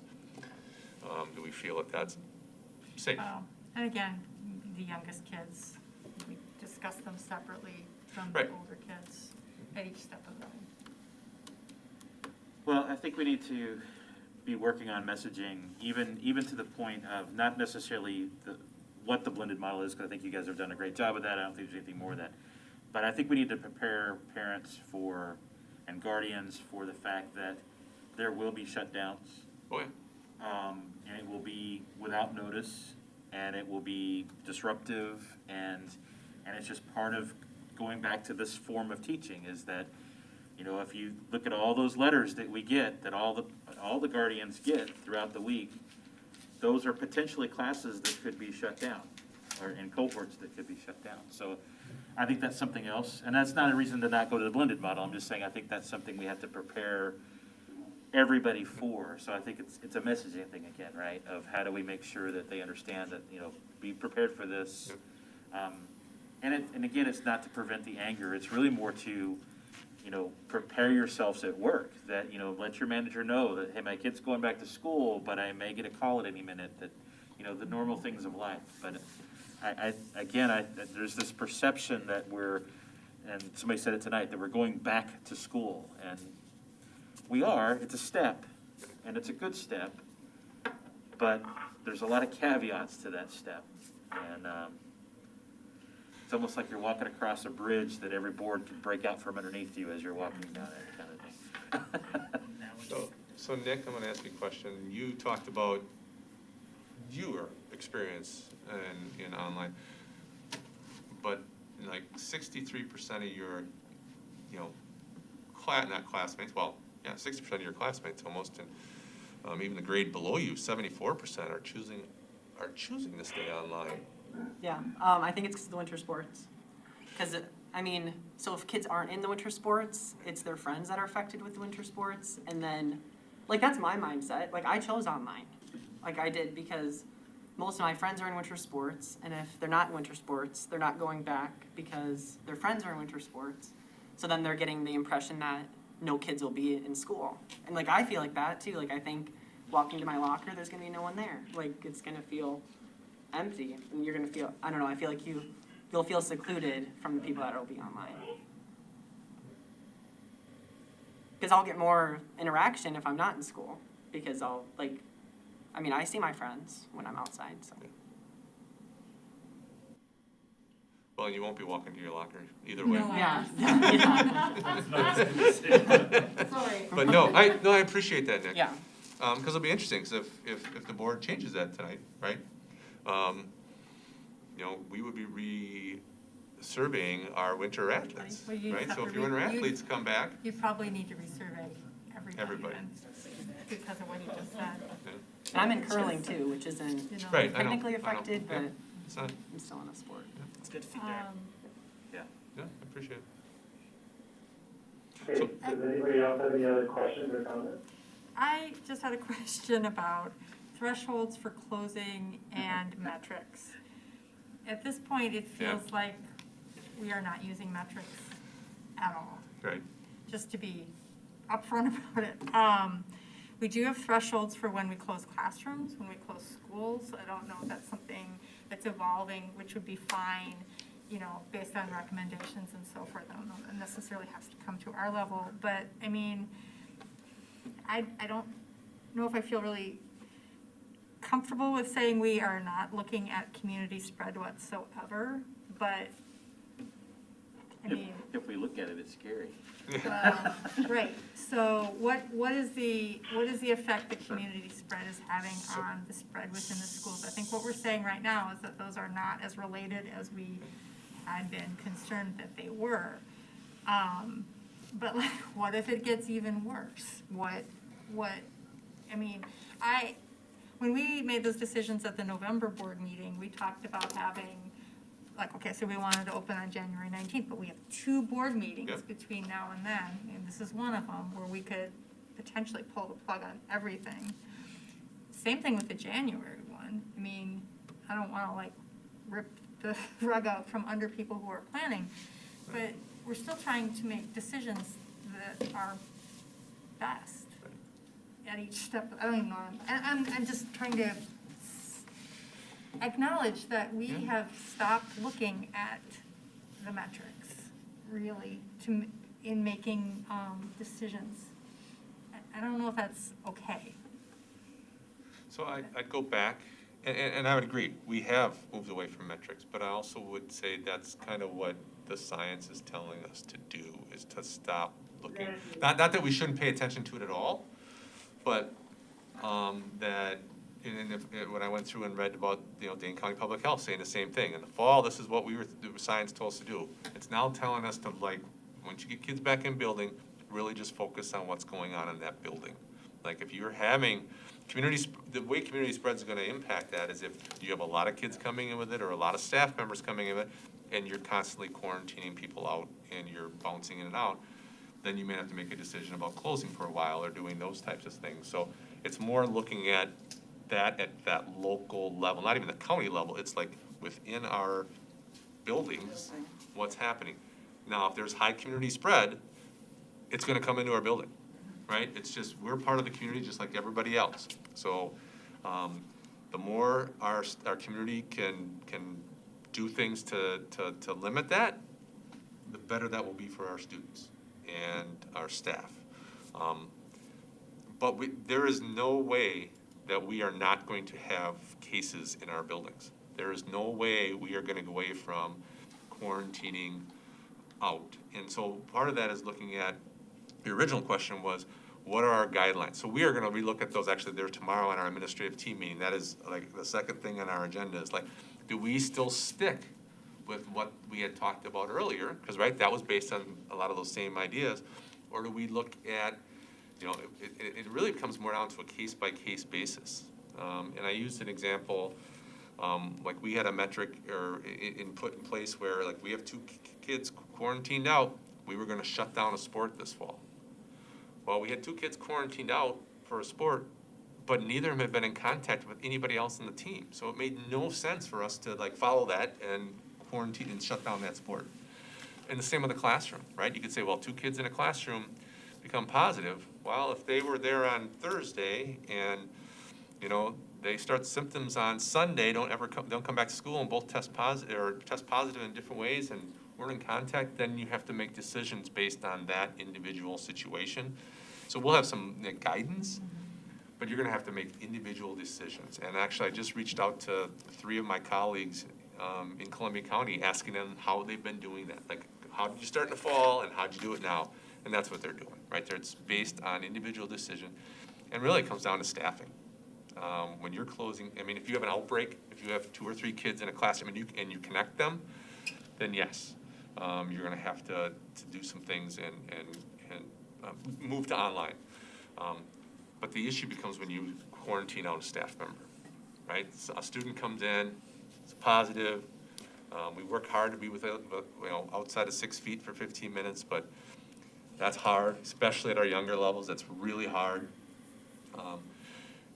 Somebody gets, staff member gets quarantined out, and then all of a sudden we have multiple staff members and we can't fill those positions.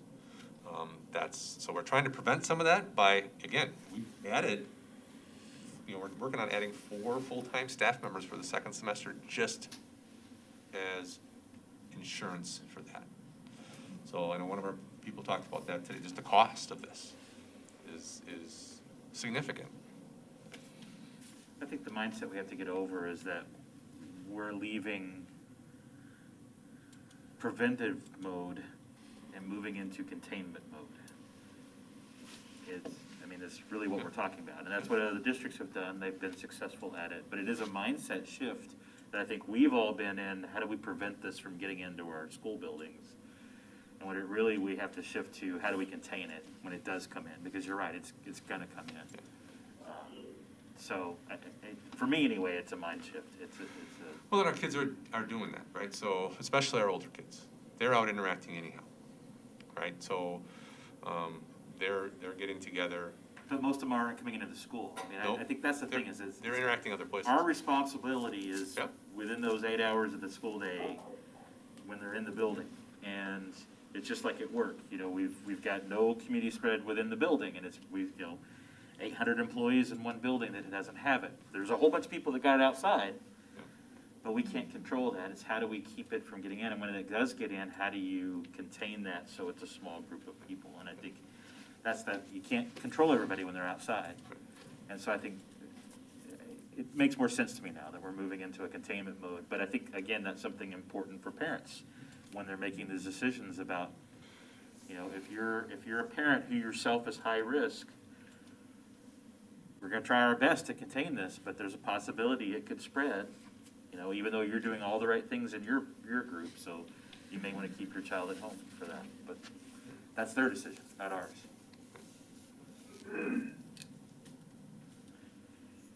Okay, there's no action on that, so is there any further discussion or question? Good job. Thanks for the presentation. Thanks for all the help. Yeah, again, I just want to hats off to our administrative team for all their work and energy they put in and all the time they've met with staff and parents and to talk through these different things. And then our staff, the amount of work they're doing. I mean, they're already working really hard on the online instructional model, which we've talked about. It's been phenomenal for our students and but now they've taken this added stress on of like, okay, now I'm looking at transitioning and planning, and we're trying to put some things in place to help them with that, but it's definitely stressful and a lot of work for them, so we really appreciate everything that they're doing for our students. Can you hear me? This is Shelley. Yes. Okay. I just want to thank the admin team and Vince and all the people in charge of putting all this stuff together. It takes so much time, so much work, and then after you get through all that time and all that work, you end up probably dumping half of the stuff that you did because it doesn't fit anymore. And I'm just amazed at all the work that has been behind that a lot of people don't see and don't realize how much it takes. So thank you for that. Thanks, Shelley. Okay, we're gonna move on to the next agenda item, educational options, approval of notice for parents and guardians. Yeah, so this is pretty straightforward. Every year, the districts are required by January 31st to provide parents and guardians with notice of building and district report card data along with a summary of educational options available within the school district of Lodi. Attached to the draft of that that letter, the parent and guardians, just as if you look at that draft, we don't have report card information because of the pandemic. Report cards weren't issued last year, so we referenced that in that document, but that's the only change really from the prior year. So I'll make a motion to approve the annual notification for parents on school options as required under the 2015 Act 55. I'll second. Motion by Stephen and second by Julie. Is there any further discussion? Do a roll call vote. Julie? Yes. Barb? Yes. Phil? Yes. Stephen? Yes. Angie? Yes. Shelley? Yes. And so yes, passes 7-0. Next item is temporary COVID-19 related leave. Yeah, so as we talked about earlier, EFMLA or Extended Family Medical Leave is going away December 31st, which allowed parents to stay home if their daycare or schools were closed. The other piece of that act was allowing staff members who were quarantined, giving them up to 2 weeks of paid leave due to COVID. And that is also going away. And with us bringing students back in, there is a real concern of our staff. Like, I could be quarantined out and have to burn through all of my sick days. So I saw this, the administrative team saw this as kind of an area that was kind of a gap that we could fill in for the remainder of the year, that we would offer something that we'd call a little bit different, temporary COVID-related leave. Again, the majority of our staff, when they get quarantined out, are still choosing to work from home and teach from home. But there's some certain staff who can't teach from home and can't do things from home. So it's also, for me, an equity issue. So we went through this at the contract review committee. They recommended that to move it forward at a 3-0 vote. One of the other things we talked about was the possibility of, do we look at short-term disability and adding that for all of our employees? And Brent, feel me wrong, but if we added that outside of an enrollment window, staff would not be able to access that till after they were gone or after they missed 60 days of work. and we already give long-term disability, so it really doesn't make sense for us to go down that road. And the other piece of this is, we have this short-term leave, and then there's other things that kick in, like family medical leave if somebody gets really sick, or workman's compensation, or those type of things. So we just see this as a way to fill a gap. The only question I have, which I haven't addressed in here, got asked me today, is what happens if somebody's child is quarantined out, right? I don't have that in here. That would be the only other question that we need to add. And the final piece, I know when we talked about it at the contract review committee, we talked about the possibility, or having something there about the responsibility for staff. So I added that as our last piece of, and that, the idea behind that was, we're giving this to staff, but we're also asking staff to be responsible. So if staff, if it's the third time you're quarantined out, and every time had to do because you had different students come in, absolutely. But if it's the third time I'm talking to you about going to a wedding, and that you got quarantined, then we're gonna have a conversation, and you may not get this leave. So. Good. I'll make a motion to approve the temporary COVID-19 related leave as presented by the administration. I will second that motion. I have a Motion by question. Stephen, second by Ainsley. Is there any further discussion? Yes, I have a question. So, do they need to get like a medical note like you would if you were sick and out of work for a few days? They're just not saying, oh, I got a quarantine. Yeah, so How are they applying for this leave?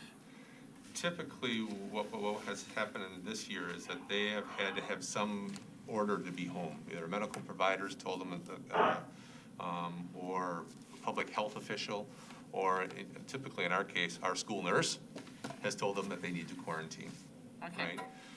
So that's kind of the same thing we would go down. Chain of events. Yeah, we would still be looking at that. Now, that's loosened up a little bit because the counties aren't contact tracing as much, but we would still be following up, making sure that people are following what they're supposed to be doing. And if it looks like it's being abused, then obviously we will be following up any individual who does that. Was there any consideration in the contract meeting of the second, like, okay, I guess what I'm saying is I agree with, because it's consistent with what the Coronavirus Act was, where you get the 80 hours, so 2 weeks. But then beyond that, there was basically no relief in that package, I believe. It wasn't. Right? Right. So I guess my question would be then why are we going a second tier and then gonna pay again at full time? They should have a little bit of skin in the game maybe, that it's not that's what Vince completely just full said, time, that it's 2/3 or something. The message that we wanted to put in was that, first and foremost is if you're getting exposed and you're at school, That's one thing. then we're paying for Right, it. right. No matter what, it's a workman's comp thing but if, you just said, if you're going to a wedding this week and then 2 months from now you're going to, a bar mitzvah and I don't know. Then at some point there's gonna be a discussion with administrators saying we can't keep doing this. And so I think that we left that into, and it gets into an equity problem. Yeah. So I will say, and Brent can maybe fill that, we have not had a ton of people take this leave, right? So we've had people who've been quarantined out.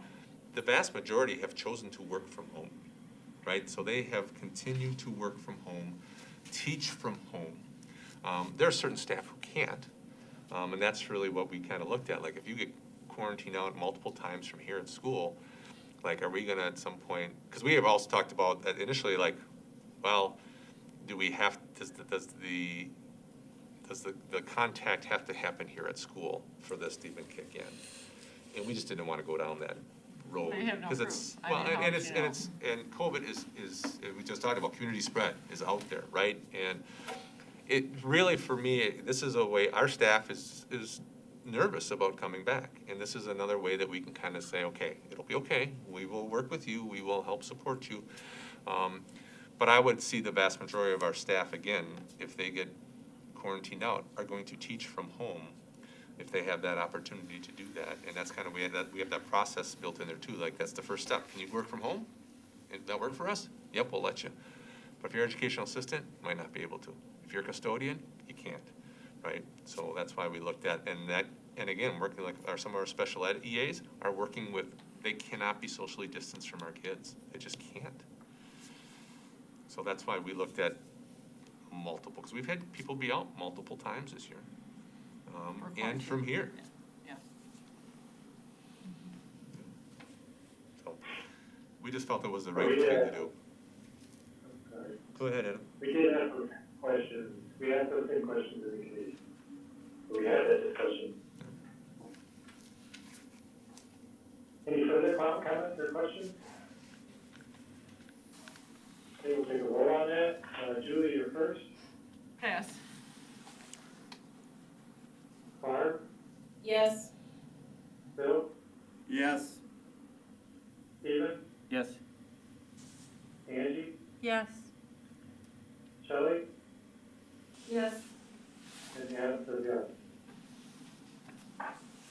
Passes. Middle school, next gen item, middle high school co-curricular discussion. Yeah, as you've heard, as part of our last conversation, or first conversation about school reopening, and we had a couple people talk about public input, one of the things, the decisions we made was when we allowed sports to come back, was requiring athletes to be online.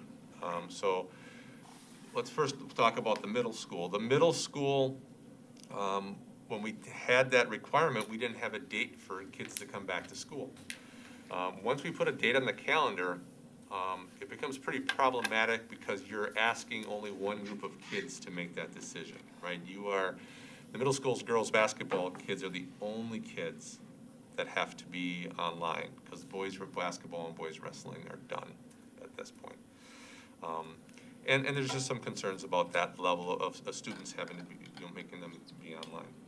So there's a memo there for Mr. Prozik kind of outlining those pieces.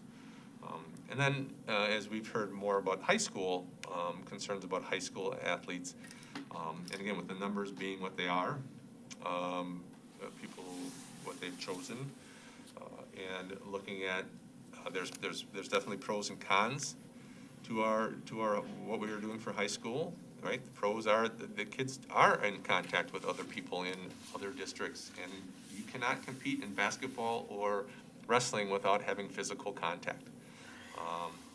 It just doesn't happen. So there is going to be physical contact with that, and which will increase some risk if they're in person to other people in schools.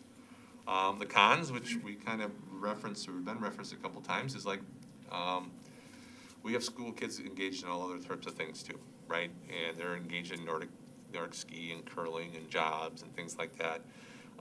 So it's you're making kids make a choice, a very difficult choice between playing a sport they love and have played with a group of teammates for the last 8 to 10 years or coming back to school in person. So that's a really difficult choice. So I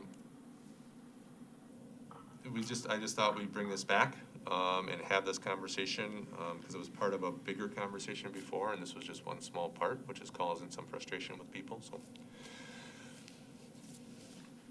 Okay, I have a couple comments on that. I think it's excellent that kids can choose to be involved in sports, and from all the people that have talked to us over the past several months, it really is the parents and the children's choices to be involved. So if the layout is A or B or C and you need to pick one of those, you pick it and that's your choice. I don't know if there's any other way to do it, That's just my take on that.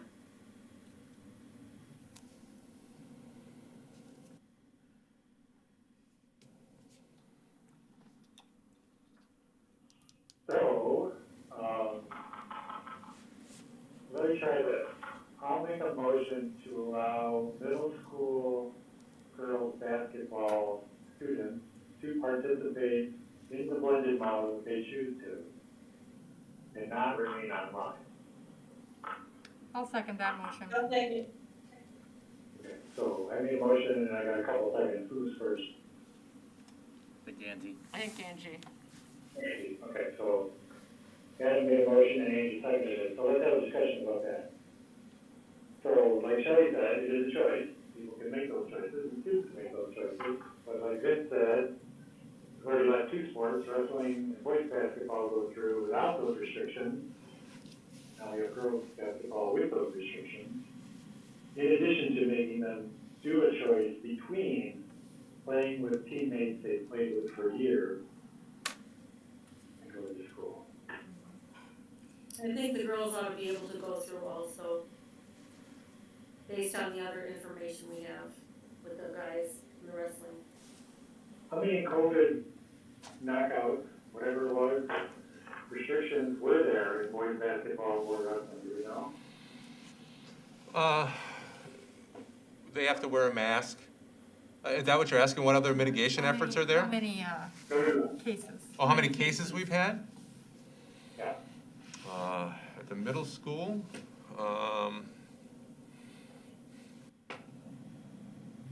one, I think, one. That, I think. Yeah, I'd have to go back and look, but I think just one. Which, I mean, quarantines some people out, obviously, when there's some cases between those two sports. And that season runs through February, right? Say that again? So that season, the Girls basketball? Middle school. Middle school girls basketball runs February 25th, through, I think, is their last day. Yeah, so they'd be in a month. a month.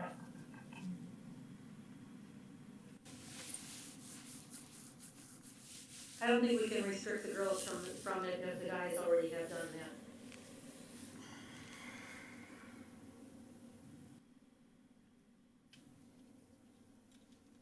Call the vote. Okay, and no other comments, no other, no? We'll call vote. Julie? Yes. Todd? Yes. Bill? Yes. Steven? Yes. Angie? Yes. And Shelley? Yes. And Adam? Yes. Passes.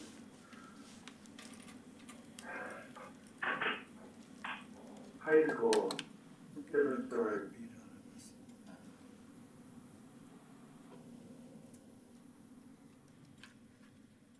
Again, I think it's a choice if they want to be involved by the parent and the child. We can only do so much. We have done so much mitigation, especially the admin teams, in my mind, along with the custodians and the teachers that have had to deal with this all year. And I think, again, it's a parent's choice, it's with the child's choice. So, I'm gonna say, And we've given a lot, and a lot of things have been done and preempted, and we've talked about it a lot. And so everybody knows what the deal is, and I think it just needs to, choice needs to be made.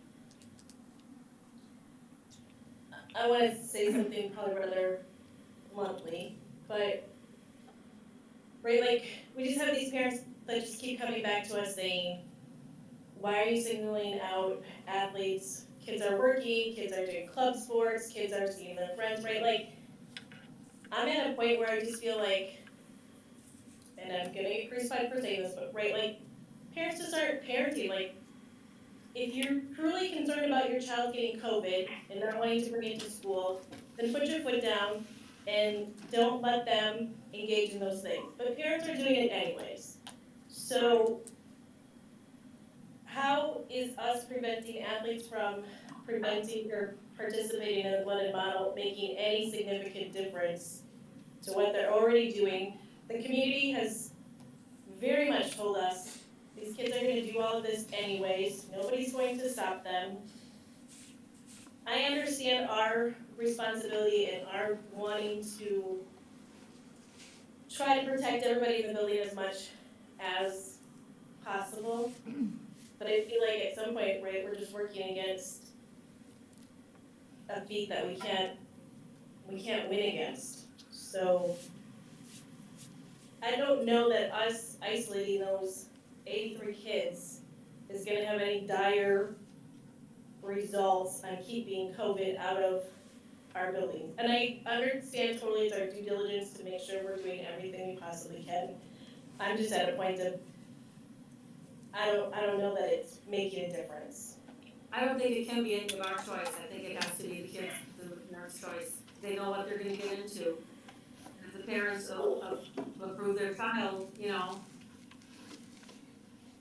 But I want to make a comment. So we have athletes who are wonderful students, right? But we also have athletes who are not wonderful students. So to pull a student athlete who's not as good a student away from blended model and in-person learning, which they could truly benefit from, that's a difficult thing. It is, but it isn't up to us. We've given them lots of information, lots of rules, we listen to lots of people. We have a wonderful, caring community out here. And we have listened and we have given them information, we have looked up information, and I think it needs, at some point, it needs to go to the parents. Well, I'm going to speak to the recommendation I gave the board in my memo. I would just say, my recommendation is to rescind the requirement and allow students to choose whichever model they want. The other option that board members would have is, if they don't feel that they could do that, is to allow those students who play athletics to return to a in-person model once their season was over. So that's the in-between, like, because right now seasons will get over, same with varsity, will be over in like February somewhere. So those two are the options. I would recommend you do one or the other, but I would recommend at this point, kind of agree with Barb, where she's going down that road. It's like, Yeah. it's really difficult for us to single out those kids, even though they are a responsibility and they're playing a school-sponsored sport, and it's a privilege and it's a choice. And that's the one thing I know I haven't said too much in emails that I've gotten is people have wanted a choice.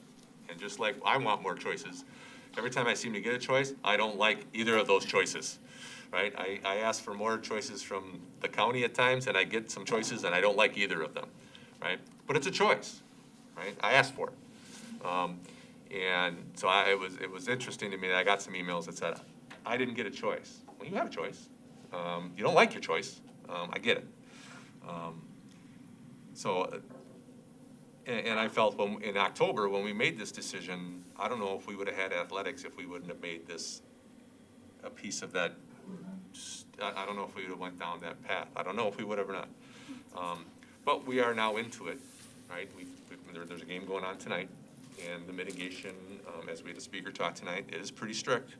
And our athletic director and high school administration and middle school administration and coaches have been on top of it.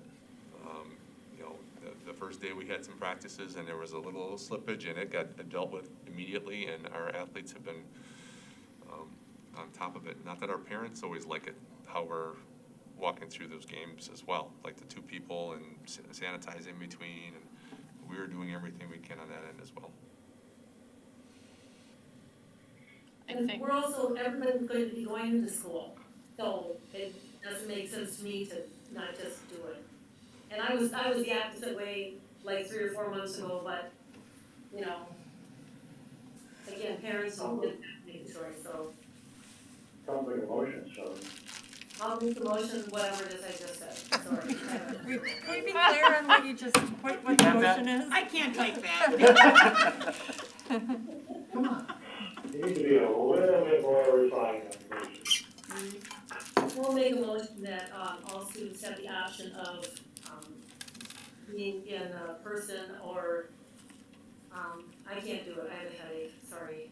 Or online? Isn't that what we're at already? You don't need a motion I for thought that. she was arguing against that. No, I think she is. Okay. she's for rescinding the, Are you sure? Okay. She, yeah.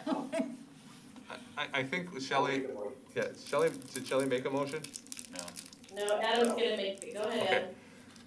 So, I see Shelley's motion, and you can correct me if I'm wrong, Shelley, but if you want, I'll make a motion for you that we should allow high school and middle students, school students who are in sports to go back to the blended model if they choose, and not remain online. Good job, Adam. I'll second. Okay, so I got a motion and Barbara seconded it. Is there any further questions or discussion or? I just have a comment, really, that strikes me that we have spent so much time in this board talking about students that are athletes, and about how we can't leave anybody behind, and how dare we make them make a choice.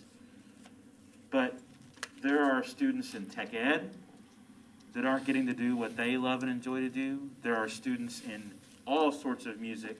There's no solo and ensemble this year. There's no music concerts. There's no musicals. There's no plays. Right, music, yeah. There is, you know what, it's a global pandemic, people. It means life's not normal, whether we like it or not, or whether we voted for the right person or we didn't vote for the right person. But, you know, I will probably vote for this, but it just infuriates me, the response. It's exactly what you just said. Give me a choice. Here's your choice. Well, I don't like those choices. Give me another one. We're 7 people up here trying to do the best we can, and it just and I'm Barb, I'm with you. We're just going to get the emails tomorrow, and oh boy, I don't care anymore. I really don't. Trying to do the best we can, and we will do it for those students. And I'm sorry if there's a contingency of parents that just don't like what we do. Sorry. But the children, if they want to, they can still, second semester, they can still work from home, correct? Yes. Oh, they don't have to come to school. They can still do it online. Yep, absolutely. But they still have choices, and that's kind of my thought process. And I'm sorry, I'm wigging you around. I just had my first PT for my reverse shoulder surgery, so I am a little bit in pain tonight, so sorry I'm kind of jumping. But I would agree. I would agree with Stephen, though. We have a lot of musicians who are not having the opportunity to do some of the things that they typically do, and they look forward to that. You know, you have one right here, right, who is looking forward to his senior year in a musical, who has played bigger and bigger roles every single year. Right? You wait till that senior year where you get the opportunity, just like a basketball player, you get that senior year, you get the opportunity. The musical season is phenomenal, the amount of time and energy those students put in. And it didn't happen this fall, right? And so understanding that it's, you know, we do, I get a lot more emails about athletics, but it's, you know, musicals and forensics and those type of things that aren't having the opportunity to play. Well, we're working on the play right now.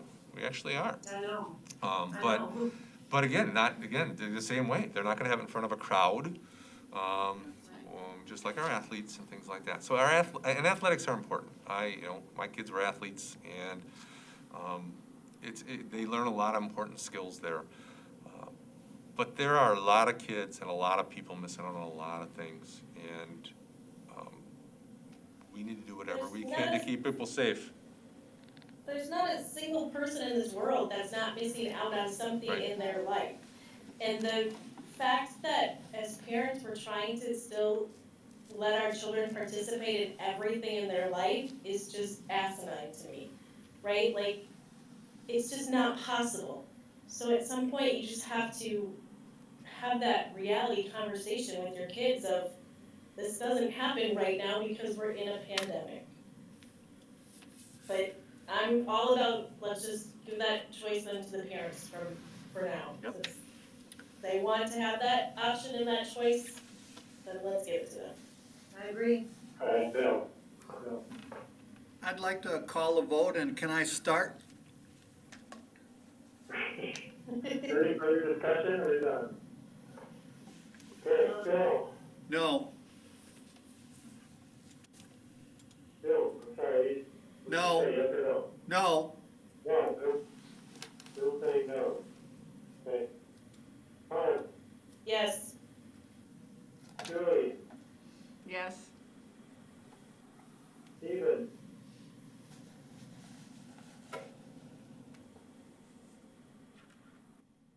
go back to Stephen. Angie, Yes. Sherry, Yes. Stephen, No. Anna says yes, passes 5-2.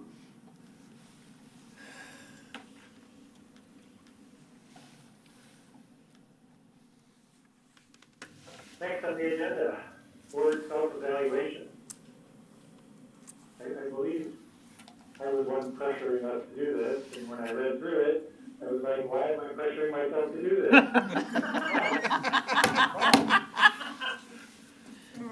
We really need to do this. There's some good stuff in here, and make sure you get it filled out by the right time. Well, Adam, I have a quick comment. I went in there earlier today, maybe the day before, and I tried to X in, like put an X in, like for the 1, 2, 3, 4s, nothing X'd in. So. It is not a PDF form, it is not a Google Doc. Perhaps we can get it switched over for next year, but this year you'll have to print it and fill it out.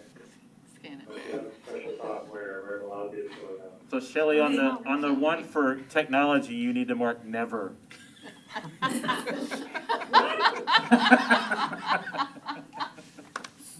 So Adam, I'd like to add one more thing to this board survey, but this looks like it was canned, like it's from WASB or something.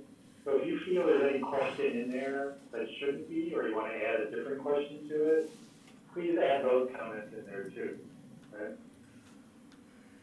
Adam, once we put this on paper, what are we supposed to do with it? Give it to Mo, Send and it to then Mo. tabulate. No paper. And then we will have a discussion about it. Bill, I have a paper copy if you'd like it.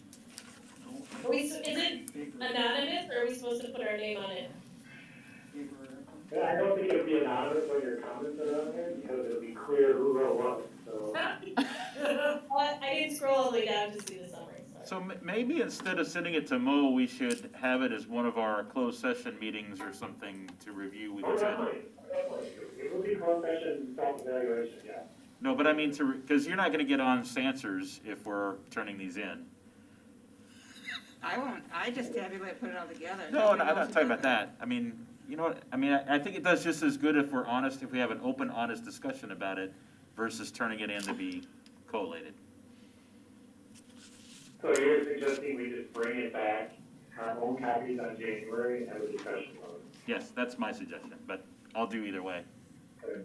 Well, my board guy, my computer doesn't print out, so I'll have to get a copy from Mo or something.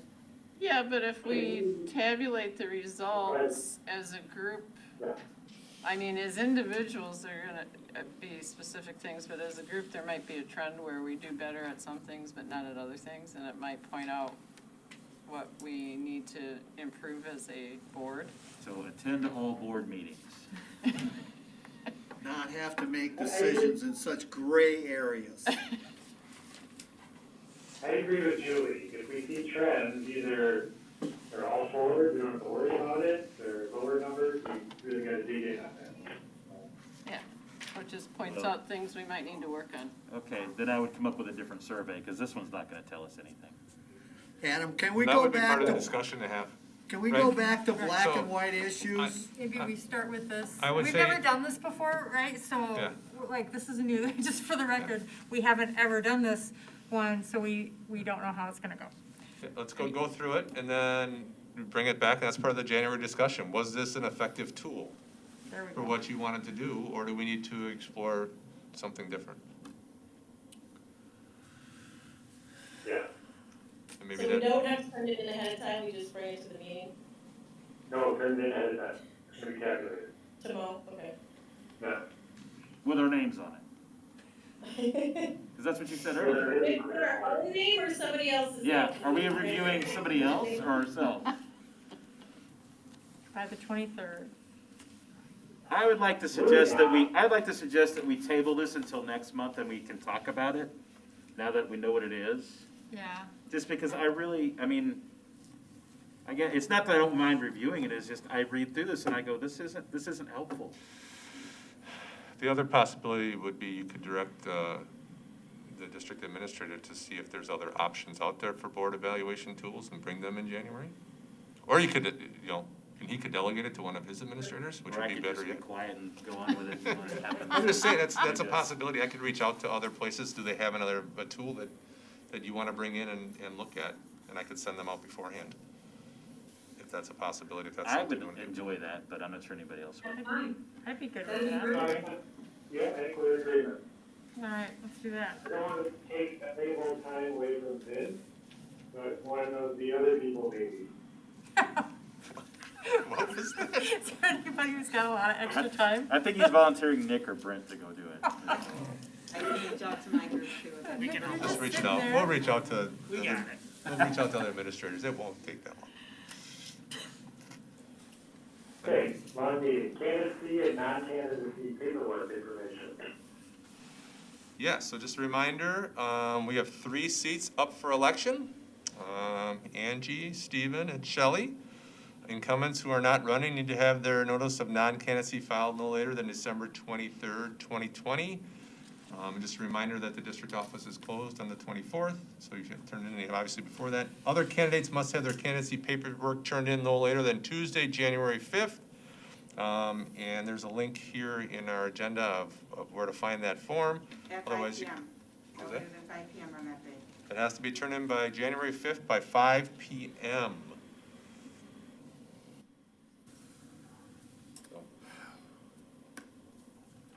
Okay, there are no policy first or second reading. We do have some gifts and donations. Yes, so I would just recommend that we accept these with gratitude.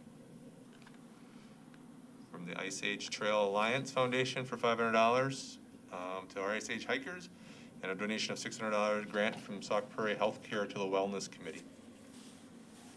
I'll make a motion to accept with great gratitude the $500 donation from the Ice Age Alliance Foundation to the Ice Age hikers, and the $600 grant from Sauk Prairie Healthcare to the Wellness Committee. I'll second the motion.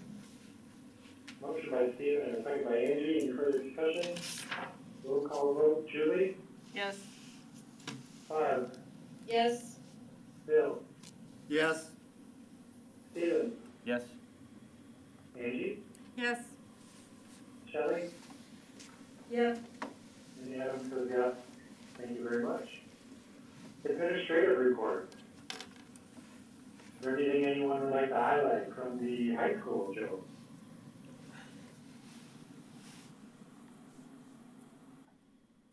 Joe.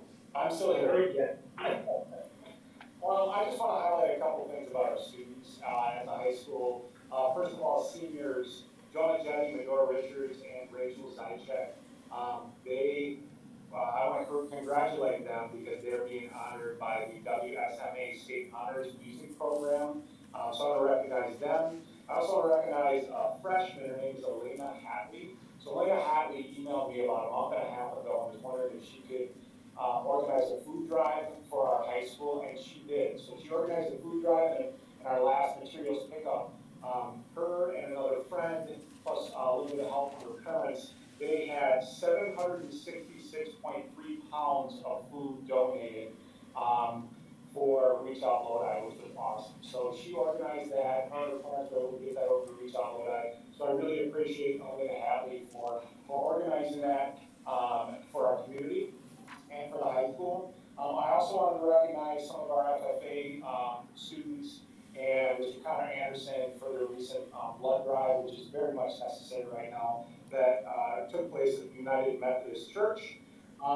We did mention something about a play, so we are going to be doing a winter play that's going to be coming up here December 17th and 18th, and it is going to be basically it's going to be Charles Dickens' Christmas Carol radio show. So they're going to perform that live via radio and then stream that. So that's going to be something that is unique. So there are some students that are able to be involved in that.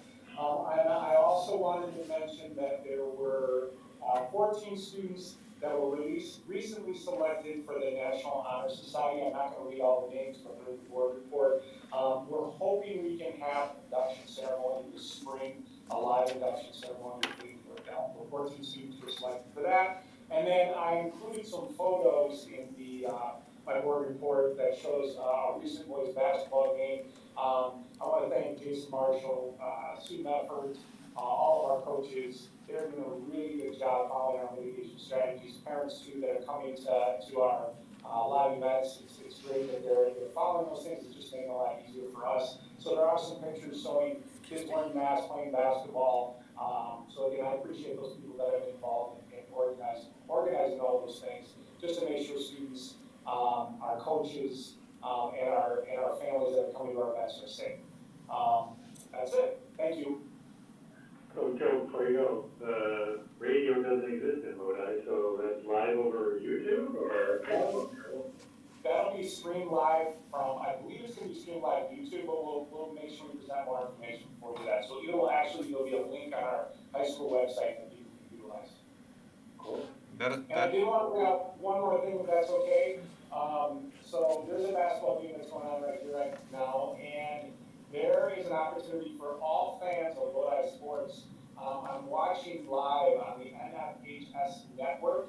The girls' game is being streamed, which is awesome, and anybody in our community can utilize that for free. So it's a great opportunity for people that can't get to the games because some of the mitigation strategies that we have. They can utilize the NFHS network in order to watch our sporting events, basketball and wrestling right now.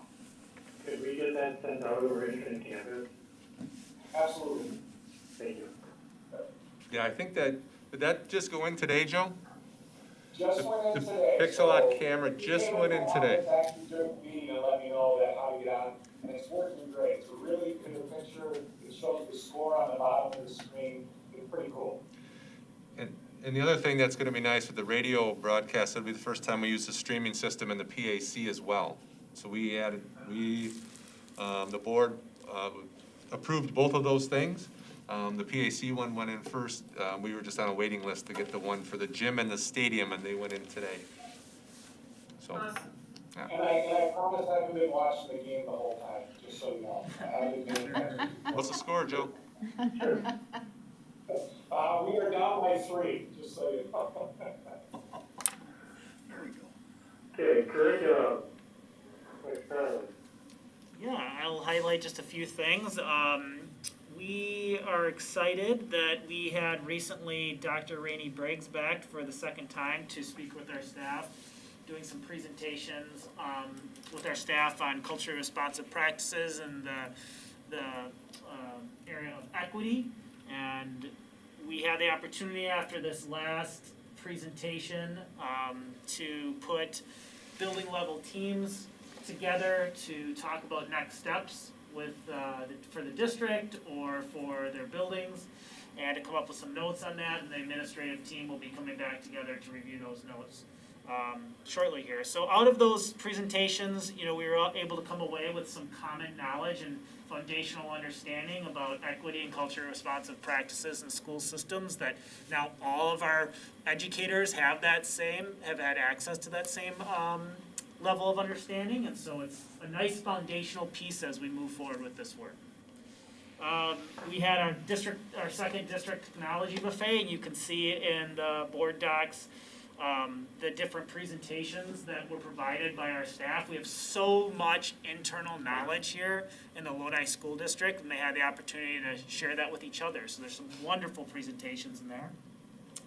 I highlighted really quickly there's a reading foundational PLC, or professional learning community, that's going on where thought partners, members from various districts around the region are coming together, being led by CISA 5, to talk about reading foundational skills, especially at the primary level. And the Department of Public Instruction is putting out a number of resources that are coordinated with that. And I know this is an Amy's part of her board report as well, but we were able to do some surveys with our primary school staff around those to identify areas where we're really strong and areas over the next few years we can continue to bolster our efforts. So we're excited about that information.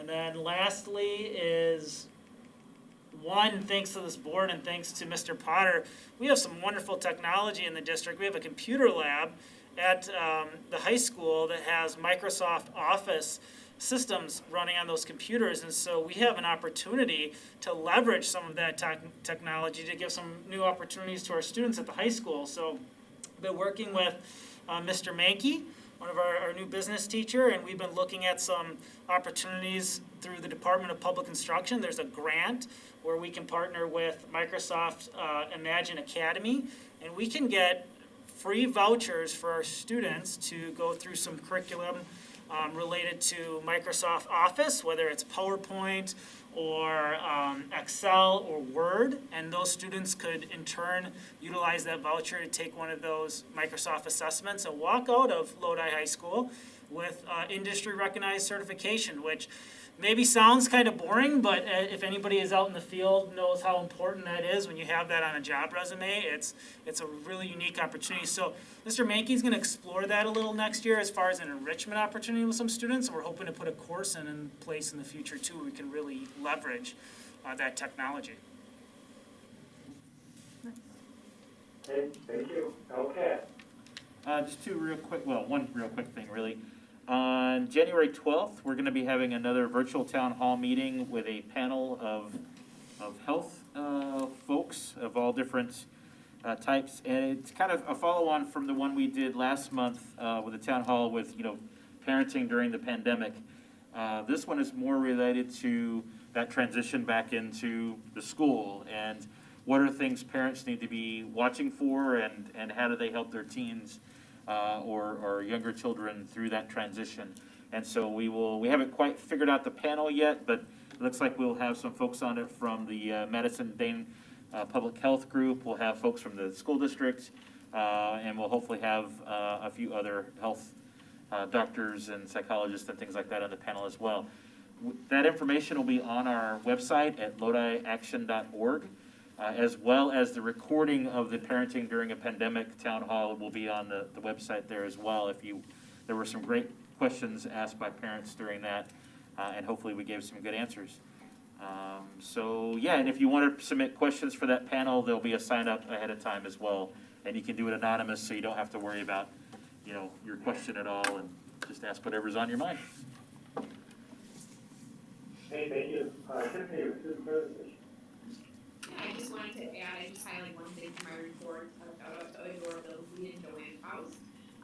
Adora put together a special education information night for parents, primarily targeted at parents that have students that may stay with us until age 21. But she brought in a variety of different agencies, and of course it was an all virtual event this year. We've done it in person in the past. But we had a division of vocational rehabilitation, we had the ABRC, Resource Center, a respite provider, Paul Johnson, a lawyer in town, talking about guardianship and supportive decision making. We had about 30 people attend, which we actually thought was really good considering it was virtual. And we had quite a few people that were outside the district. We opened up statements on the county both, so we had some parents that were really impressed that were even from outside the district. So it's exciting, and I'm just really appreciative that Aurora took all the time and energy to pull all those resources together for parents. And it was hosted from 4 p.m. to 9 p.m. on December 9th. So it was an evening event, and we were excited about the turnout during the virtual. So thank you. Well, thank you to Joanne Faust. She's also a staff member, but also did some presenting and talked about her experiences from a parent perspective as well. Okay, thank you, Tiffany. Amy from primary school. Yeah, just wanted to celebrate some of the different activities that our students were participating in. So the 4K, they did a really fun gingerbread activity where they were able to do the gingerbread man story and do some different activities to go along with that. Our kindergartners just finished up a unit on opinion writing, and so they had to come up with a way to fix a perceived problem. So picking up toys so the dogs don't eat them, making sure campfires include out when they're camping, breaking up leaves, those types of things. So doing lots of writing there. First graders, they've been really working on their phonics and using a program called Explode the Code. And so they're teachers were very impressed with how the students have been participating in those things. And then the second graders also doing some writing, doing some holiday cards for people in nursing homes and assisted living. Also just wanted to thank the families that were participating in the many just different outreach activities that we had at the primary school. So some families were writing letters to those in the military. We had the personal essential item drive that the PTO helped sponsor. And on Wednesday, we're going to have a diaper drive that Mrs. Carls is going to be leading. So just some great ways to get back to the community. Mike did let me know he is not feeling well, so Mike is not able to add on to his report. Thank you. Okay. So we're going to middle school, and technology too. Yeah, I'll just highlight highlight a few things from my report. First thing, just want to give a big shout out to Abby Baxter. She organized a Grit Week that we ran at the middle school during our homeroom SEL time, and was focused on growth mindset, resilience, being inclusive and thankful. And with that, we also conducted kind of an essential needs drive last Wednesday, so collected lots of good things to help the community. I don't know if any of you saw downtown in November, but our 6th graders kind of had a gratitude day, and I included some pictures there from Kingfisher Yoga, but Lodi Middle School 6th graders are thankful for, and then the kids each filled that out, and that leaf thankful tree that we all did at the school, they did one for the community. And want to thank PTO. They provided a little coffee shop for the staff, put a Keurig coffee maker and some other things, so just a cool deal, very thankful for them doing that, and I know the staff are very thankful as well. Okay, thank you. District Administrator report. Sorry, I'm putting my daughter to bed. So, a couple things I just want to highlight. One is I am sending, there will be an email coming out to board members later tonight. The governor's budget listening session on schools and education is this coming Wednesday at 6 p.m. You have to register to attend. It'll be a Zoom meeting. So this is what came from the governor. Each listening session will begin with all participants in a large group meeting where they will hear from both the governor and lieutenant governor. After introductions, all participants will automatically move to small group breakout rooms where they can have more in-depth discussion on various budget topics. The governor and lieutenant governor will cycle through the smaller group discussions to listen to the conversation throughout the evening. So it's just a great opportunity to be part of a listening session, do it from your own home. So that email will come out to you. You have to sign up and register for it, but it's Wednesday at 6 p.m. I will not be attending that. As Wednesday at 6 p.m., we are going to have a family outreach question and answer based on a survey we sent out last week to staff or to parents and guardians, asking them what questions they had. And so I've been working on putting together a frequently asked questions document. And so Wednesday from 6 to 7:30, we sent that out with Infinite Campus today, a Google Meet link that parents could and guardians could join and I'll answer some of the questions that have been submitted, but then also have the opportunity to ask any questions they have at that point. And then finally, just a big thank you again, I know I've mentioned a few times, of our staff and our administrative team, how hard they've been working and putting this together, but also thank you to our parents and the partnership that they have developed. There's no way the online education model would be working as well as it is without the partnership that we have our parents and their effort and time, and I know it's a big lift for them, so I really do appreciate everything that they're doing. That's it. Thanks, Adam. Hey, thank you. Yeah, so Nick, perfect. Part of your position is to give us a student report, and you didn't have that knowledge or prepared for that, so we won't do that this month. But come January, we expect the report coming, okay? Okay, sounds good. Okay. Board president report, yeah, so actually, I written out something here I'm gonna read for you. Yeah, I'm gonna try to recap this year a little bit. So during the regular school year, Board of Education meets about 13 times per year, 12 monthly meetings, and then the annual meeting in October. In 2020, we met to the full board 26 times. In addition to that, we had 27 board committee meetings, and that was actually a reduced committee meeting schedule because of the pandemic. We didn't have a lot of committee meetings. So during the first part of the year, we hired Ms. Renee as our district administrator. And I cannot say enough how fortunate we were getting in this position. He was willing and able to start early and has been doing a phenomenal job running our district since day one. I also hired Dr. Nick Carls as a new curriculum director, Amy Foxbender as a new primary school president, Joe Jelinek as a new high school principal, and Jason Marshall as a new high school assistant principal. 2020 has been a long year with a lot of meetings. We began dealing with the COVID-19 pandemic back in early March at the board level. And though we have continually asked for guidance on how to proceed from the experts at the federal, state, and county levels, no direct guidance has ever been given.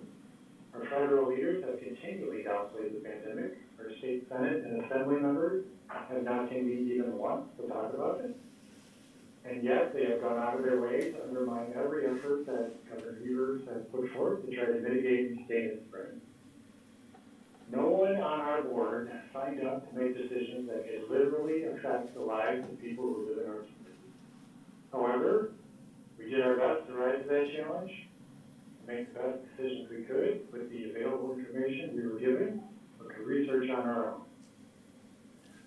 I know that I speak for all of us on the board when I say that we wish we could have found an ideal solution and made perfect decisions that would have met every person's individual needs. But of course, we know that is an impossible task. And so we have tried to make decisions that benefit the greater good of our community based on ever-changing information that has come before us. I would like to thank everyone in our community for their valuable input and feedback on our decisions. I would also like to thank my fellow board members, our administrators, our teachers, and our staff for taking on the unprecedented challenges that we have faced this year in the district. I cannot use the word unprecedented enough, or in capital letters enough. We are better together when we combine our collective talent, wisdom, and insight. I want to wish you all peace and hope you will continue to join with us moving forward into this new year of 2021. Woo! Next, we have committee reports. Piece 5. Shelley, you feel good enough to talk about piece 5? Yeah, it's a really, really great group. I just had no idea, I think I said it before, how many things they offer. I took pictures of some of the brochures they had. They had 2 or 3 different brochures, and I put it on my Facebook page, not that anybody listens, but you know. And we met in person once, so I got to see real people, but everybody had a mask on, so I still don't know what they look like. It's a really good team to work with, and it seems like our CISA 5 helps a lot of people in different places. They showed all over the map where CISA 5 has sent people. So I'm enjoying it. It's a new area and a new thought process for me, so I enjoy it though. The people are great. Okay, thank you, Shelley. Co-curricular. The boys' basketball team started the season with strong home victories against Marshall and New Glarus. JV 1 and 2 also picked up wins against both of those teams. At this point, the coaches and the players are managing protocols to reduce the risk of COVID. There have been no cancellations in the boys' program thus far. They've had 3 or 4 instances of players reporting themselves as close contacts and have followed proper guidelines. Gene Winter continues to be doing a great job helping them navigate any questions or concerns at this time. The girls' basketball program has 26 girls participating this year on 3 teams. Varsity is 0-2 with losses against Sauk Prairie and Lake Mills. JV and JV2 had their first game this past Friday versus Lake Mills. The wrestling team has over 30 students out this year, including 8 returning starters. They've been doing a great job of complying with the COVID protocols put in place. Our wrestling team started out 0-1 with a tough loss to Janesville Parker on Tuesday, December 8th. Their next duel is tomorrow, Tuesday, December 15th at home against Janesville Craig. JV starts at 6 p.m. with varsity starting at 7. Our dance team has been meeting and working on several routines with the WIA's recommendation not to allow halftime performances. Our dance team will be performing as a standalone event. Their first live stream performance was on Thursday, December 10th. Forensics began online practices last week. The first tournament is scheduled for January 23rd. Mock trial has 18 students this year, and they're getting a lot of help from volunteers, both alumni and attorneys. All of their practices and competitions this year are held over Zoom, so it's quite an adjustment.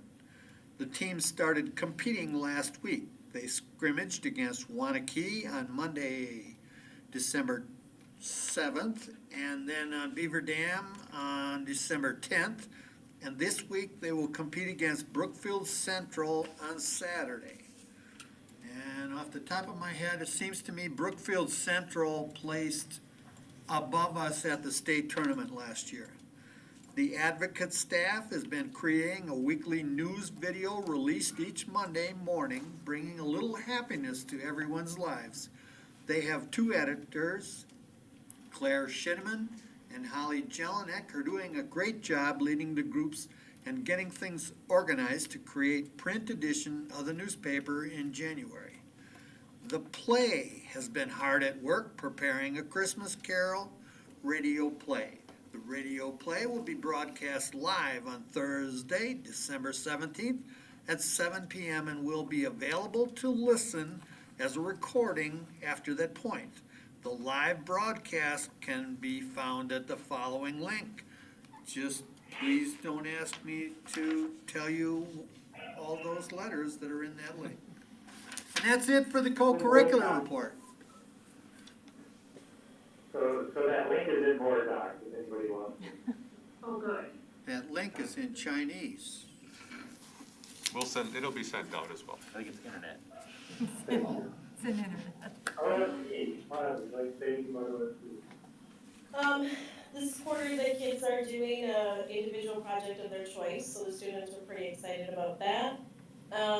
We finished up some policies and the final changes to the charter that's gonna get brought to this board next month. And then we had quite a lengthy discussion on what OSC will look like coming back, because they're not going to be able to utilize their full space.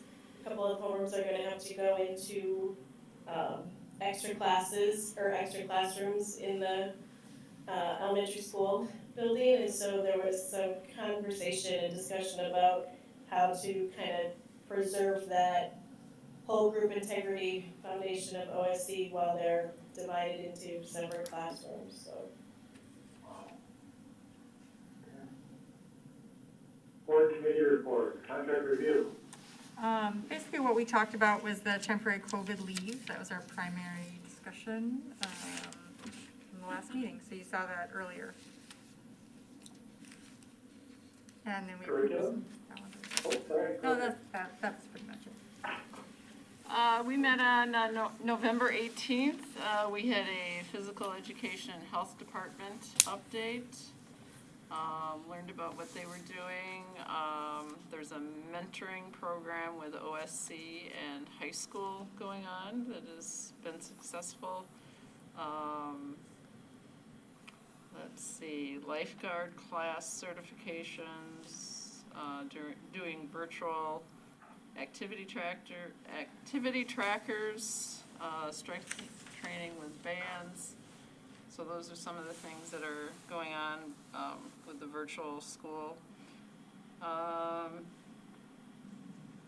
And then I think we talked a little bit about the middle school sports, the girls' basketball we reviewed.